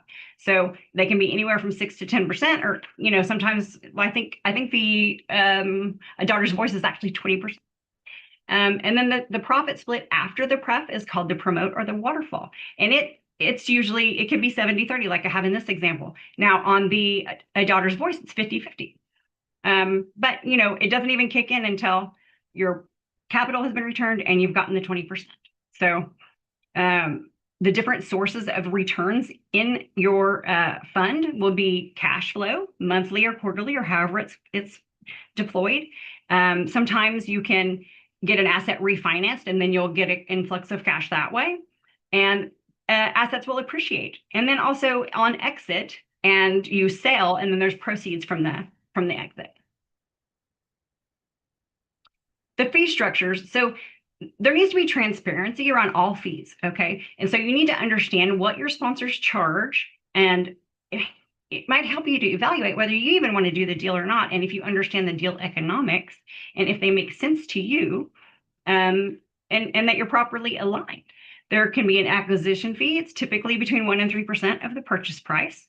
There's an asset management fee, which is an ongoing annual fee sometimes, and can be 1% to 2% of invested capital or asset value, but it doesn't have to be 1% to 2%. It could be 10. I mean, it's whatever it is, but you just need to understand that there could be an acquisition fee, asset management fee, and then there's a disposition fee. It's charged upon the sale of the asset, and it's typically, a 0.5% to 2% of the sale. But all of those fees are going to be different depending on which fund you're in or which syndication you're in and how their structure is set up. So you need to understand to read the PPM, the private placement memorandum, read the documentation, understand how it works. And if you don't understand something, don't invest in it. If you have questions, you reach out and then you get your questions answered before you ever make a decision. Don't ever make a decision emotionally or because you're excited about something. Make sure you understand it. There's a refinance fee as well. And that's okay, you're fine. And the fund management fee. So there's all these different fees that you might see. They may not all be there, or they may all be there, or a few of them are there. Like I said, every single structure is going to be different. And there's core documents to review, and I kind of briefly mentioned this. So the private placement memorandum is called the PPM. This is the master document. It discloses everything that's going on in that fund. And then you have your operating or your LP agreement. So it's going to define the legal structure and the governance of that entity. And then you have your subscription agreement. And this is your formal commitment to invest and breaks down your percentage that you're going to get back based on the percentage that you invest. You need to understand risks and suitability because all investments are going to carry risk, but depending on how averse you are to these risks will determine whether you want to invest in it or not. If something makes you nervous, don't do it. If you don't have peace about it, don't do it. You have illiquidity risks. Your capital can be locked up for years, typically 5 to 10 years. Just depends on the strategy. And, if you're going to need access to that money, don't do it. There's always market and execution risk. So assets are affected by market cycles, interest rates, commodity prices, economic conditions, and we cannot control those things, right? So even with the best operators, things are going to happen. External factors happen, and they can impact the performance and the returns. So you have to understand the different risks. There's another risk of the sponsor. So your return depends solely on the integrity, experience, and the execution of the sponsor or the GP.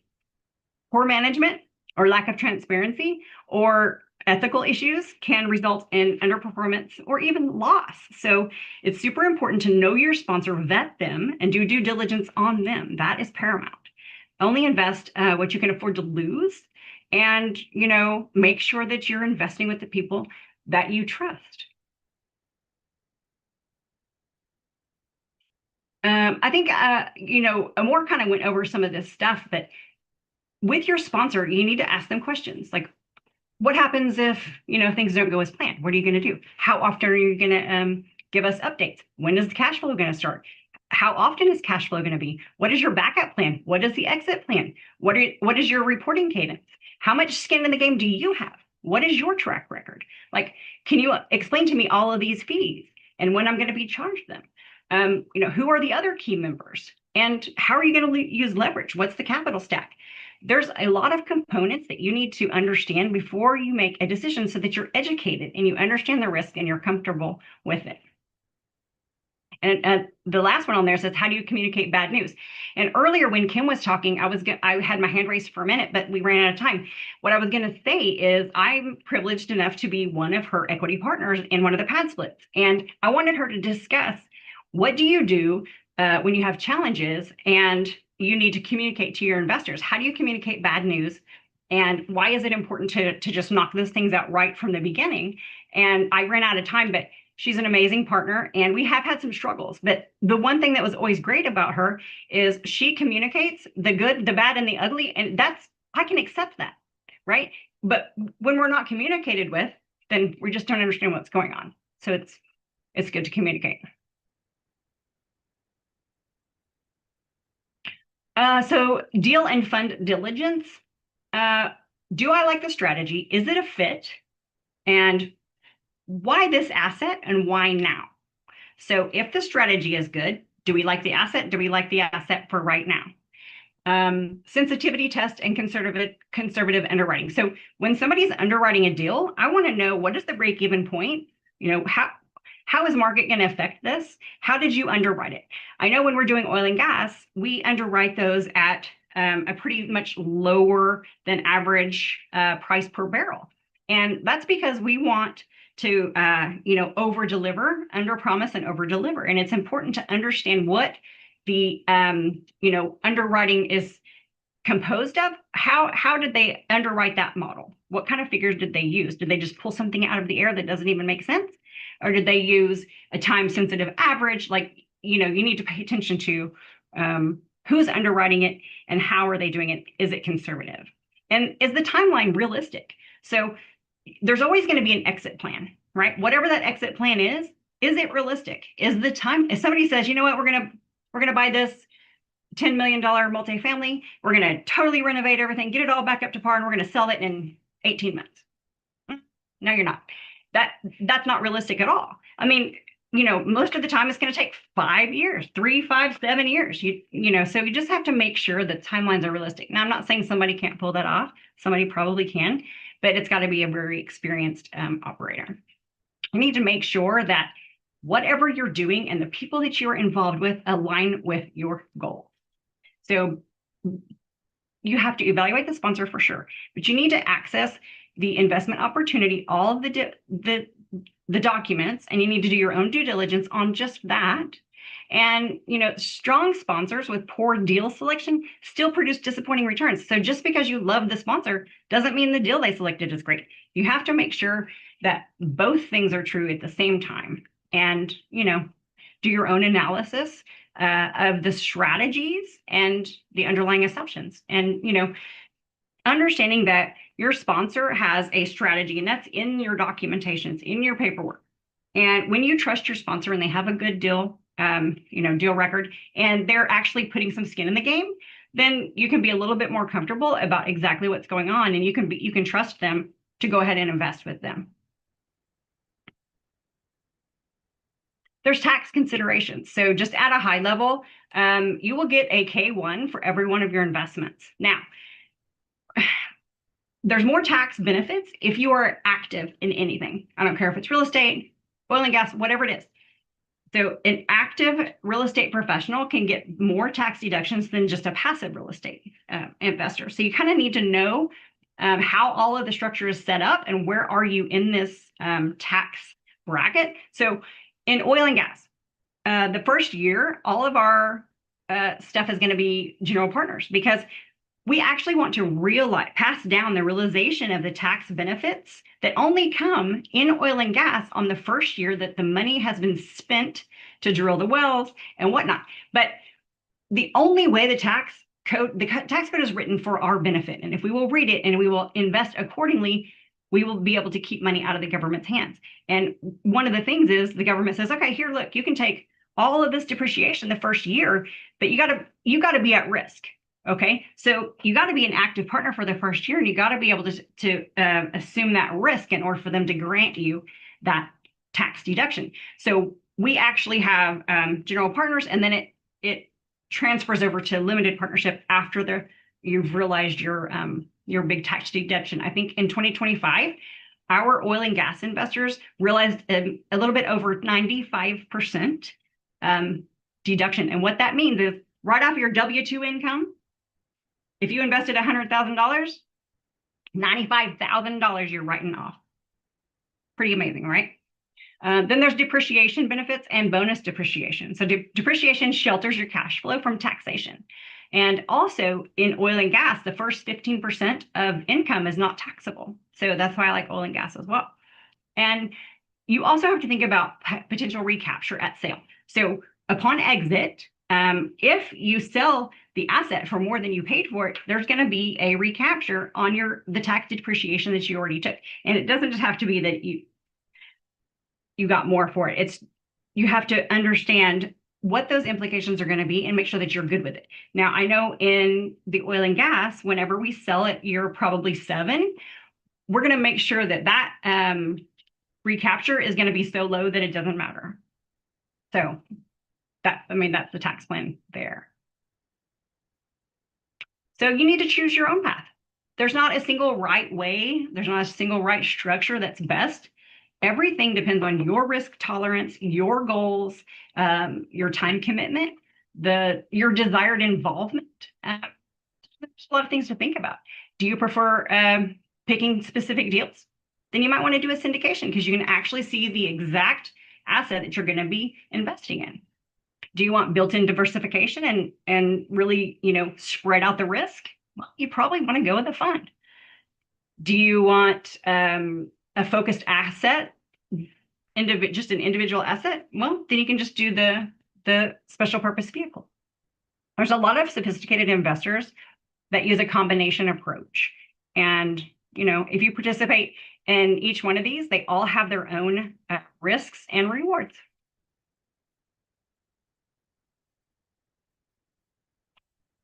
And I think that might be it. So if you can see on there, I'm co-GP on Pumps and Pumps, which is the oil and gas fund, co-GP on Infinite Wealth Fund, co-GP on Radius Apartment Syndication, and film producer of A Daughter's Voice, the special purpose vehicle. And now we're going to be opening up the investment club. So, if I come through this and with an understanding of how I've gone through it myself and just trying to give you all of the lessons that I've learned and the things that I think are important, not just for myself when I'm investing, but for you to be educated and understand your risks so that you can weigh out which passive investing would be best for you. Does anybody have any questions? I think is that the last slide? Yes. Yeah, go Awesome. one more. I already talked about the oil fund. Okay, so Oh. faith, wisdom, and wealth stewardship. I love this because when God gives someone wealth and possessions and the ability to enjoy them and to accept their lot and be happy in their toil, this is a gift of God. It is God that gives us the power to get wealth. It says it in the big book.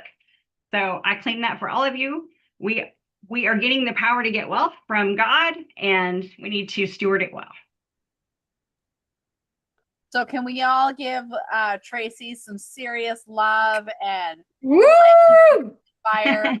So again, here's the thing that I'm deeply grateful for. It's like, again, Tracy bringing this so that everybody can learn about this in basic plain English, right? Like nothing fancy, and get you can learn this too, and you can literally use this as part of your portfolio, this type of structure, a fund or a syndication. But understanding this, that again, you don't have to be a rocket scientist to understand this. And so, Tracy, I'm just deeply grateful for you and your heart and all the amazing things. You're just, I just freaking love you. I love you too. I'm grateful for you as well. I love it. Do we have one more presentation, which I'm really excited for. Did we have any? Well, we'll have questions. Listen, if you have questions, make sure that you please fill out your information in the networking app, fill out your whole portfolio, say that you can share your information, and then everybody can connect with everybody there. So we're going to keep doing this and creating, bigger and bigger communities, but you need to show up and, be in all the places. So excited for us to continue and further this conversation. So, hey, I wanted to tell everybody, go to tracygore.ai and you can see all the things Tracy Gore, and buy my books if you want to buy my books, and you can chat with my clone that I learned how to do from Catherine.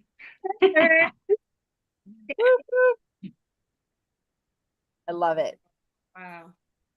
This one, these are all the things that no one sits down and teaches you, and people just use language around you, and you're like, what is a fund? What is a syndication? Like, all of that was so clear. Thank you so much, Tracy, for breaking that down for us. And then, even helping us think about, which one might be right for you. It's not that there is like, no, you have to do this one, you have to do that, but like what's right with for you. Deanna kind of talked about that too, like just aligning it and figuring out, and you don't have to feel bad if you're like, this one's just not for me. But it may Like it's be nothing one wrong with of the that. 7 streams, right?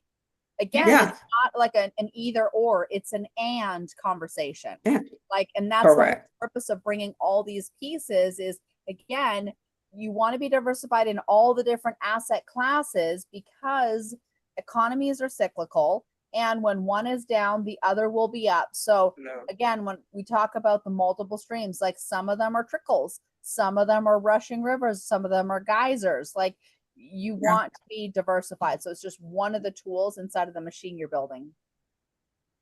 Yeah, so good, so good. Okay, so the interesting thing is we started the day with a health professional. We are actually ending the day with a health professional who turned entrepreneur. So we're like sandwiching the day a little bit. And I also was like, oh, we started the day with uh, a man and we're ending the day with a man. And so great. Fits Any so good day is ended that perfectly. way. So we're so excited to have Trevor Hicks here. He right now works part-time as a physical therapist. He invests in real estate, fix and flips, buy and hold, as well as he has his own business. So when we talk about streams, right, like Tracy and Kat, like everyone has talked about all day, like he definitely has multiple streams, and I'm just so excited to hear from him and learn some things about fix and flips. He also goes to my church, Elevation. So just excited to see you, Trevor, and hear all So I'm you have really to excited to quick, see share. I you need to too. jump in here. You guys, I'm really excited for you hearing from Trevor, and I want you all to lean in, take lots and lots of notes. Again, another extraordinary human being with a huge heart, doing amazing things. And again, juggling with all the things. Like, yes, he's got his active income and he's married, he's got kids, he's doing all these flips, like literally figuring it out and doing it as a family and running events. Like, that's how we originally met, was we were invited to speak to his event in Florida. Again, just an extraordinary human being who really is, who lives leaving every person, property, and community better than we found them. So really lean in Beautiful and work. really like soak up what he has to share. This is so awesome. So Trevor, from the bottom of my heart, thank you for being here and sharing all of this. Wow, thank you. I don't know how to. I think we can just end there because I can't say it better than the two ladies before me. Because I think I know what Tracy was talking about at the beginnings, like trying to hold back the tears. That was awesome. So thank you. Um, I really appreciate both of those intros. So yes, as Catherine Amore said, I'm going to be talking. Will you go back up one just real quick?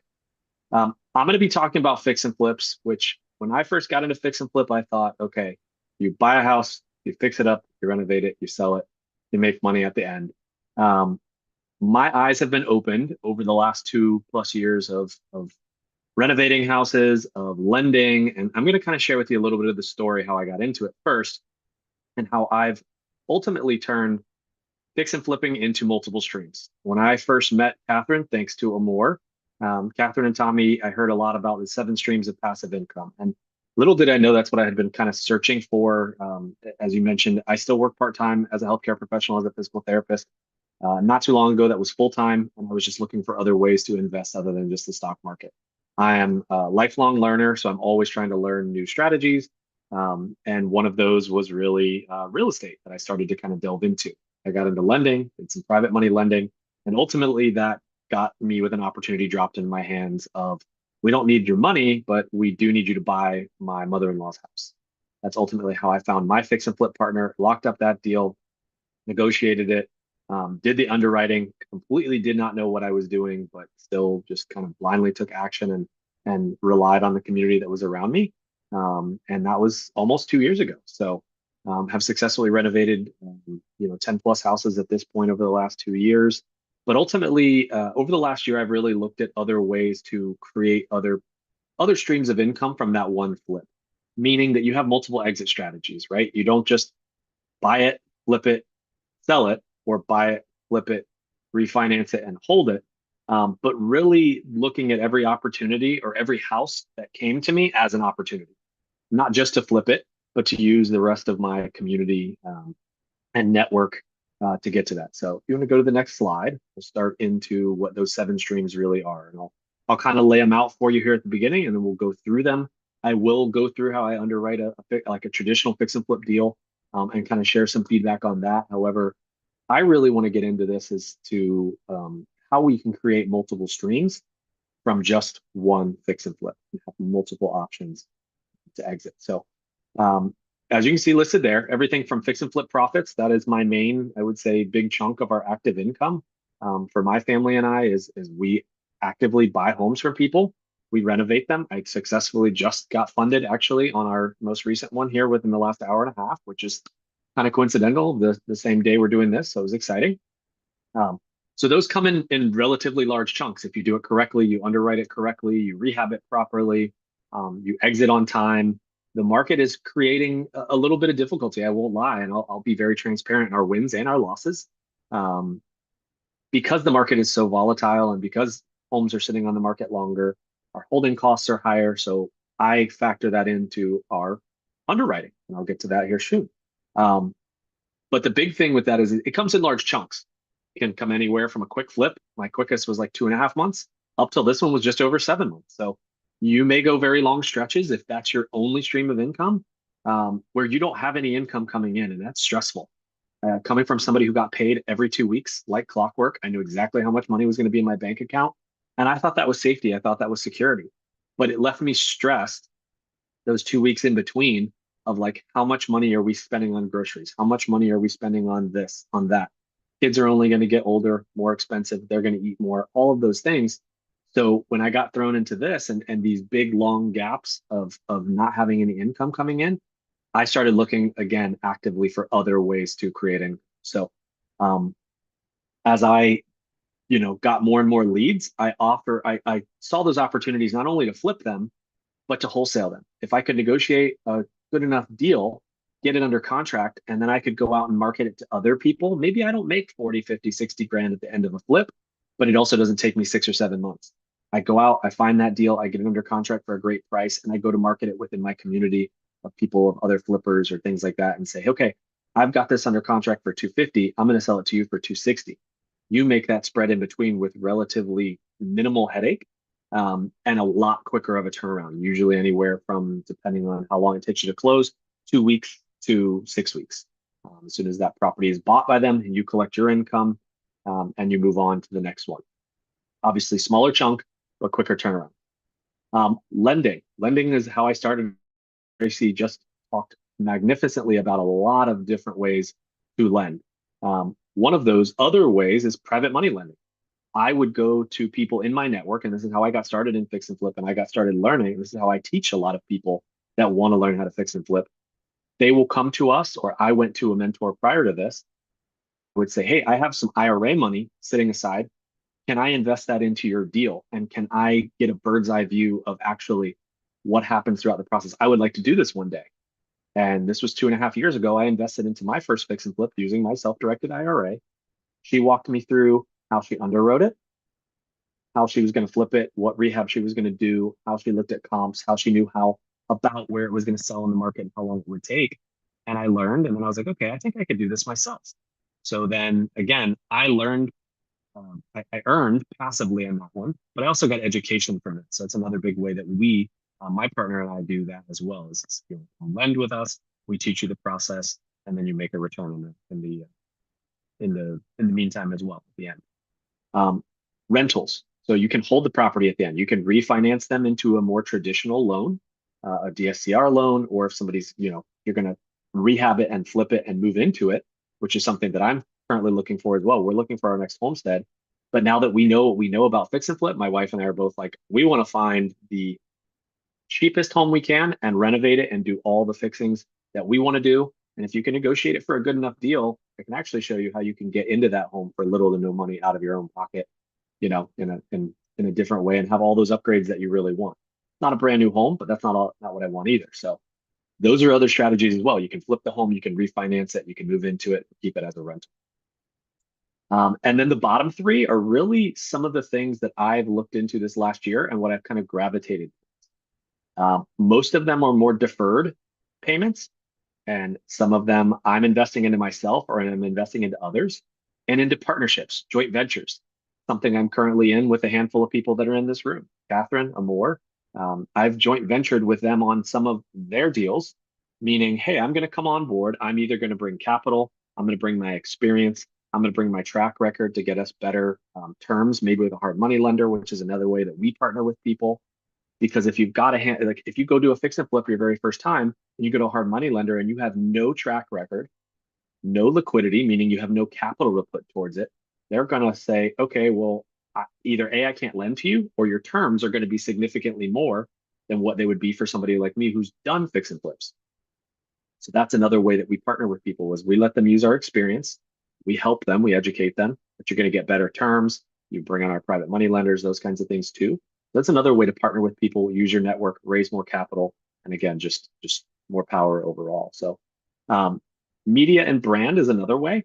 And that's something that's near and dear to my heart because my wife and I own a media company. We do photography, videography for events, for weddings, but we also do a lot of social media, our own social media for others. But putting that out on social media, chances are you probably heard about this through social media, right? You heard about Scottsdale Summit through social media. The power of social media is real. Whether we want to ignore it or not, it's out there. If we want to market ourselves, it's cheap. Sometimes it's free. Again, just with organic content. But really what I've done over the past 2 years is built myself credibility because now when people hear about my deals or hear, hey, is this guy legit? Well, let's go find him on Instagram, which you'll see mine here in a few minutes. You go follow me, you see all the videos I've done of the different properties, the different lenders I've talked to of how we've successfully exited them out of it. It builds your credibility and also it builds a lead generation engine. The majority of my deals, I don't pay for it. I don't pay for marketing. Most of them are all inbound, which is the best thing. I wake up and I've got people messaging me about a reel I put out or a story. I put out a story the other day that said, hey, I'm still fix and flipping. I'm looking for my next project. I had 3 messages in my, in my inbox within the next couple of hours. Some of them may be deals, some of them maybe not. Some of them may be my next partners, my capital partners, or it could be a real estate agent that wants to bring us future deals. You never know until you put that out there. And really, it took a while for it to get going. But now that it's up and running, again, it's just that constant thing of bringing more deals to you. And you'll see how in a minute, control of the deal is the biggest power. I've heard Catherine say control of the deal so many times, and that rings true. If you control the deal, you can now pick which exit strategy you want, whichever is going to be the best. Maybe it's got a big flip profit, so I go ahead and flip it, and I'm going to defer that gains. Maybe it's a great deal, and I can still make a really decent wholesale deal. Maybe it's something that's a great deal that I want to lend on, or I want to keep as a rental, or I want to partner with somebody else and build that strategic, strategy for future, that strategic relationship for future. And then last but not least, I'll talk about business ownership. And this is something I'm currently, have my sights set on to work on this year, and that's business acquisition. Launching vertically integrated businesses or acquiring vertically integrated businesses, meaning I do fix and flips. So who do I employ? Plumbers, electricians, HVAC, roofers, handymen, pest control, all of the things, concrete, drywall, paint. I'm currently actively marketing on my social media also that I buy those companies. The reason for that is I want to be an owner of those companies because it's directly related to my business of fix and flip. If I now can hire my own company to do it, I can keep things in-house. I can decrease my rehab costs, which means I increase my profits. Or some of those deals that may have just missed the mark because I couldn't shave off $10,000 in rehab. Well, maybe now if I can control the rehab side of it and the labor side of it, that non-deal for somebody else becomes a deal for me. But I'm also earning income as being the business owner. And being somebody who worked in W-2 for a long time and was a manager, was a director, all those things, that's the next level that I want to get to is owning my own businesses. So that's another way of creating income from this as well. So let's go to the next slide, and I will pick up the pace. I promise to have you guys out of here on time. So how a fix and flip actually works. So this is my core formula that I look at. You want to look at the ARV, or the after repair value of a home. So when somebody sends me a deal, I immediately pull up the address and I will go look at sold comps within that general half-mile radius. If I have to go further out, I have to go further out. but generally you want to keep that radius as tight as you possibly can. You want to find similar square footage, similar year built, similar lot sizes. And if I'm looking at a one-story house, I generally want to look at another one-story ranch style house or things like that. I don't want to compare two-story to one-story, or mine's a one-story, so I'm comparing it to a two-story with a pool and no garage. You want to make most of the features as close as possible. If you can keep that as similar as possible, your comps are going to be better. Obviously, it's not foolproof, but this is the way I do it as well. So you're going to take that ARV, you're going to subtract out your rehab. So if it's a $500,000 house at the end and it's going to cost me $100,000 to get there of rehab, I subtract that out. We're down to 400,000. I'm going to subtract out my holding costs, which a lot of times are my utilities, my monthly interest payments to either my PML or my hard money lender. And then you got to remember at the end, you're also going to have selling costs. So if I'm going to sell that on the open market on the MLS, I'm going to incur costs for a realtor, title fees, all of those things I have to factor in, and not a lot of people honestly do. And that's where they market these, these deals with these great profits, these great spreads. But I see a lot of times holding costs, selling costs are not taken into account, and that will eat up the profit in a deal. After all of that is paid back, all my lenders, my private money lenders, then I have profit. If I don't have any profit there, obviously I'm not going to do the deal. This is a good example down here. A purchase price of a house was about 120,000. Whoops, go back. 120,000. The rehab was 45. Remember, you're going to take all of these things out here in a minute. Your holding and selling costs about 15,000. My ARV is 230. Let's start with 230 minus the 120 minus the 45 minus the 15 leaves me with a profit of $50,000 at the end. Again, this is just an example to kind of show you some of them. Ideally, you want to buy a distressed property, generally off market. It's where I found most of my deals that are better spreads, whether that's coming from a realtor before it hits the open market or going straight to direct to seller. You're going to renovate it smart. Obviously, focus on big things: kitchen, bathrooms, and curb appeal. If somebody drives by the house, it doesn't look good, chances are they probably just going to keep driving. But if it has good curb appeal and you can get them inside, then you can focus around those things. We're going to spend most of their time. Kitchens where they're cooking family meals together, watching the kids do homework at the countertop, those kinds of things. Those are going to be your big ROI areas. And then ultimately, obviously, want to sell for a profit at the end.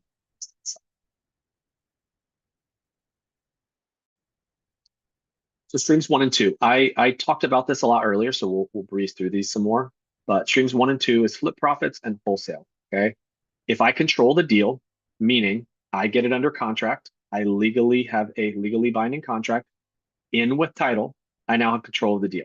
I can either close on it and flip it, or I can go to somebody else who I know flips houses if I've got a good enough spread, and I can mark that up $5, $10, $15, $20,000, and I make the spread in between. So really the big thing here is control of the deal.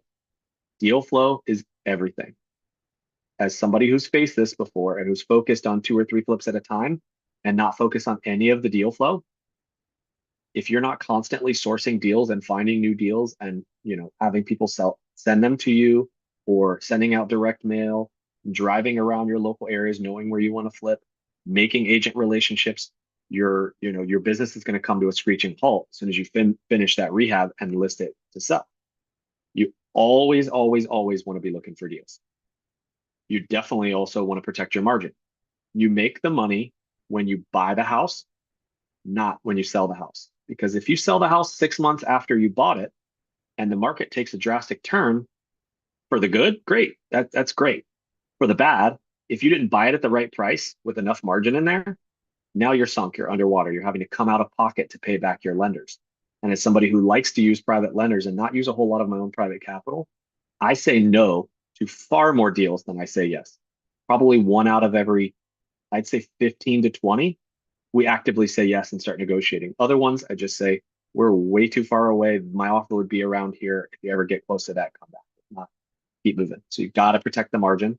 And then again, the assignment of contracts, you can assign them for anywhere from 5 to 30 or more. I've seen a lot people doing a lot more. I'm not saying I vouch for that. But you can do that without ever even having to lift a hammer or have somebody else do it. So definitely scaling deal flow, You scale every other income down the line because they all rely on you controlling the deal. So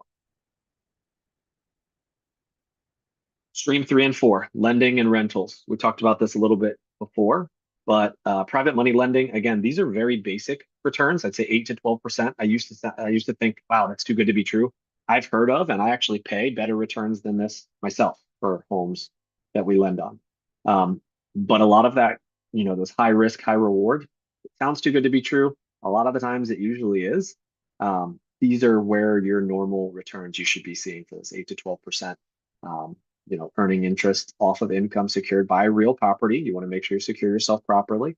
I won't get all into that, but definitely making sure you go through a title company, have a deed and promissory note, and are backed by all of that and secured.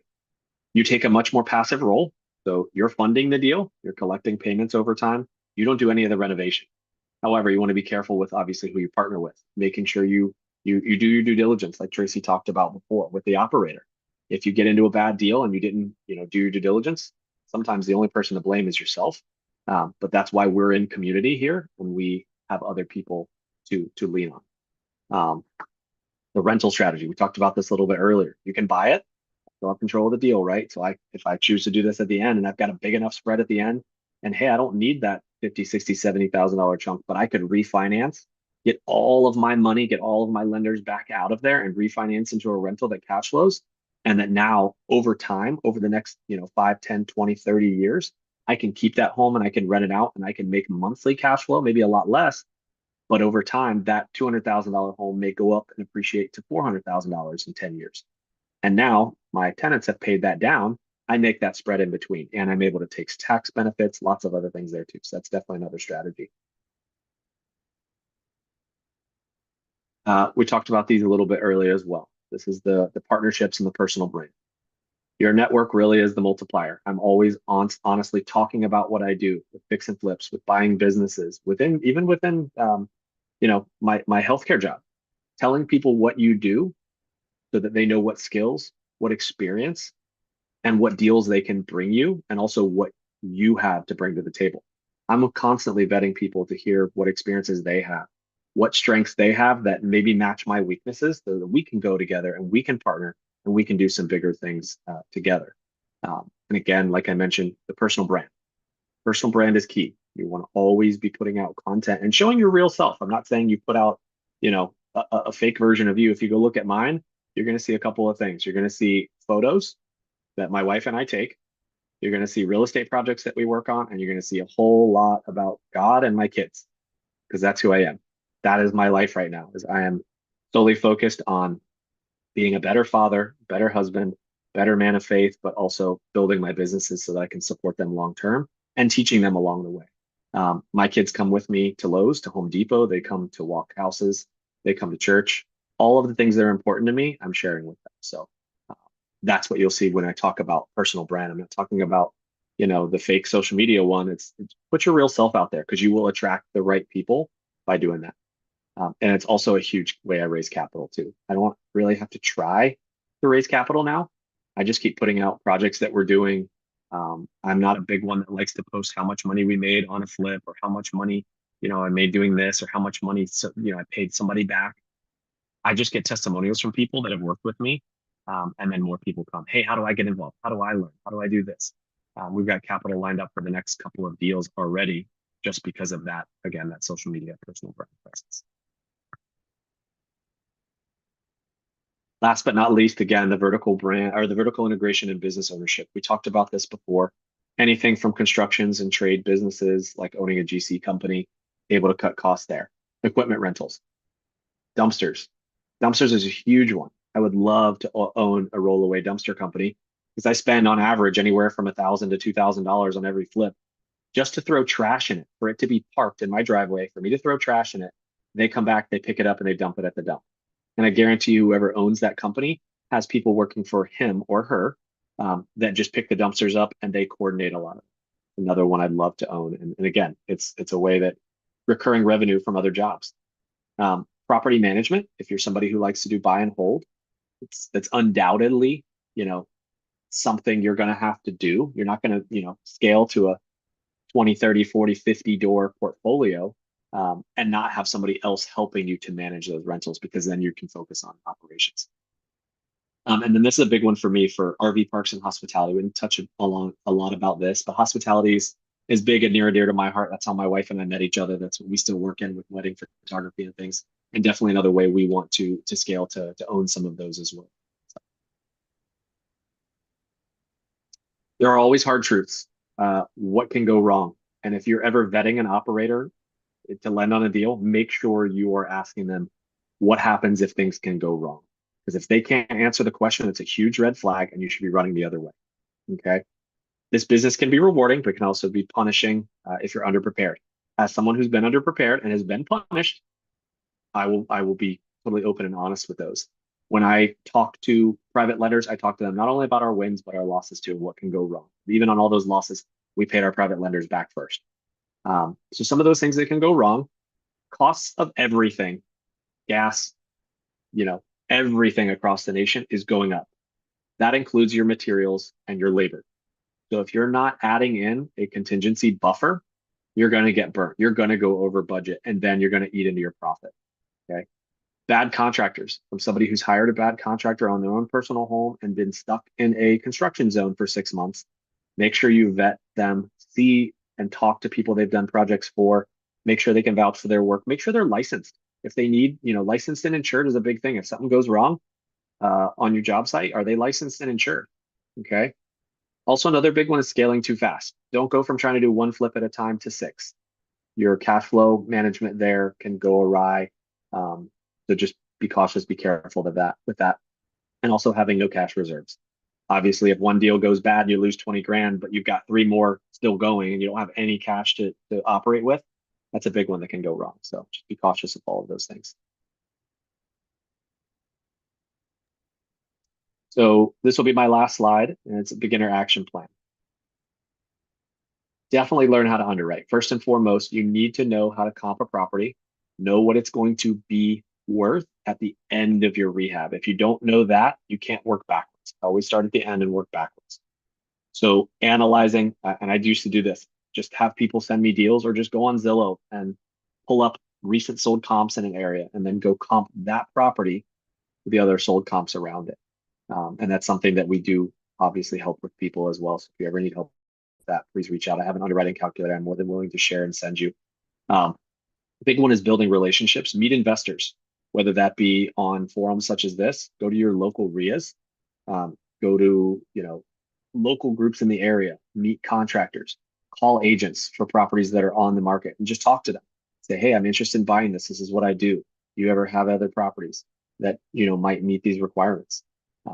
Go find other investors in the area. I'd go to my local RIAs and I would find fix and flippers and I'd ask, can I come walk your project? I just want to see what you do. You need to be able to understand and see what looks right, what looks wrong. Learn how to, write up a renovation scope, and you're only going to be able to do that by being around people and learning who've already done it. Okay.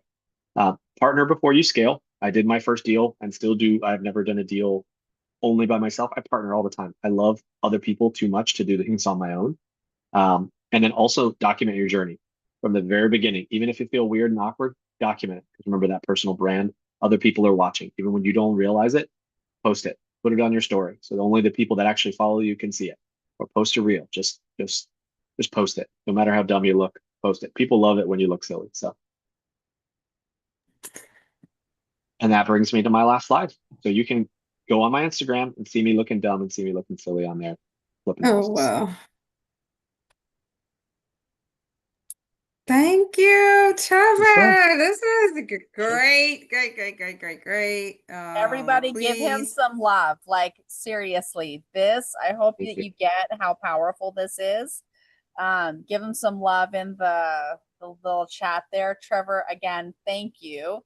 Again, and for being very transparent inside of having your kids and your wife and just weaving it into all the things, right? Because that's what this is all about, right? It Like, is and indeed. again, with kids, it's what's caught, not what's taught, right? So all the things that your kids are catching, I think is genius, and again, like you're teaching them who you're being is like literally showing them legacy. and all the extraordinary things. So would love, love, love having you be a part of the whole community and all the things. And yeah, we are absolutely here. So we are at the end of the day. Amor, I know I wanted to leave room for people to actually say, I'd love to know what everybody's choosing to take away from today. Every single Yes, love please. for you to share the wins, because again, this is where it all comes from. At the end of the day, I don't care what you know, I only care what you do. What are you choosing to take away and do because of today, yesterday? Like, what are your takeaways, your action items that you're going to, to pass on? That's what I want to know. You can say it, you can type it. Everybody, all our attendees, we'd love to hear from you. Like, is this how, what are you taking away? I know this is valuable. I don't mind starting. Oh, wait, is that me talking? Sorry, Yeah. the echo. I'm like, who am I interrupting? Throughout this day, I realized that it's possible. Like at first going into investing in real estate and all this, I'm like, oh my gosh, this is a lot. I don't know if I can do this. But hearing all your stories and seeing how you guys are able to break it down into like seriously simple steps, it's so empowering. And you can do it. Anybody can do it.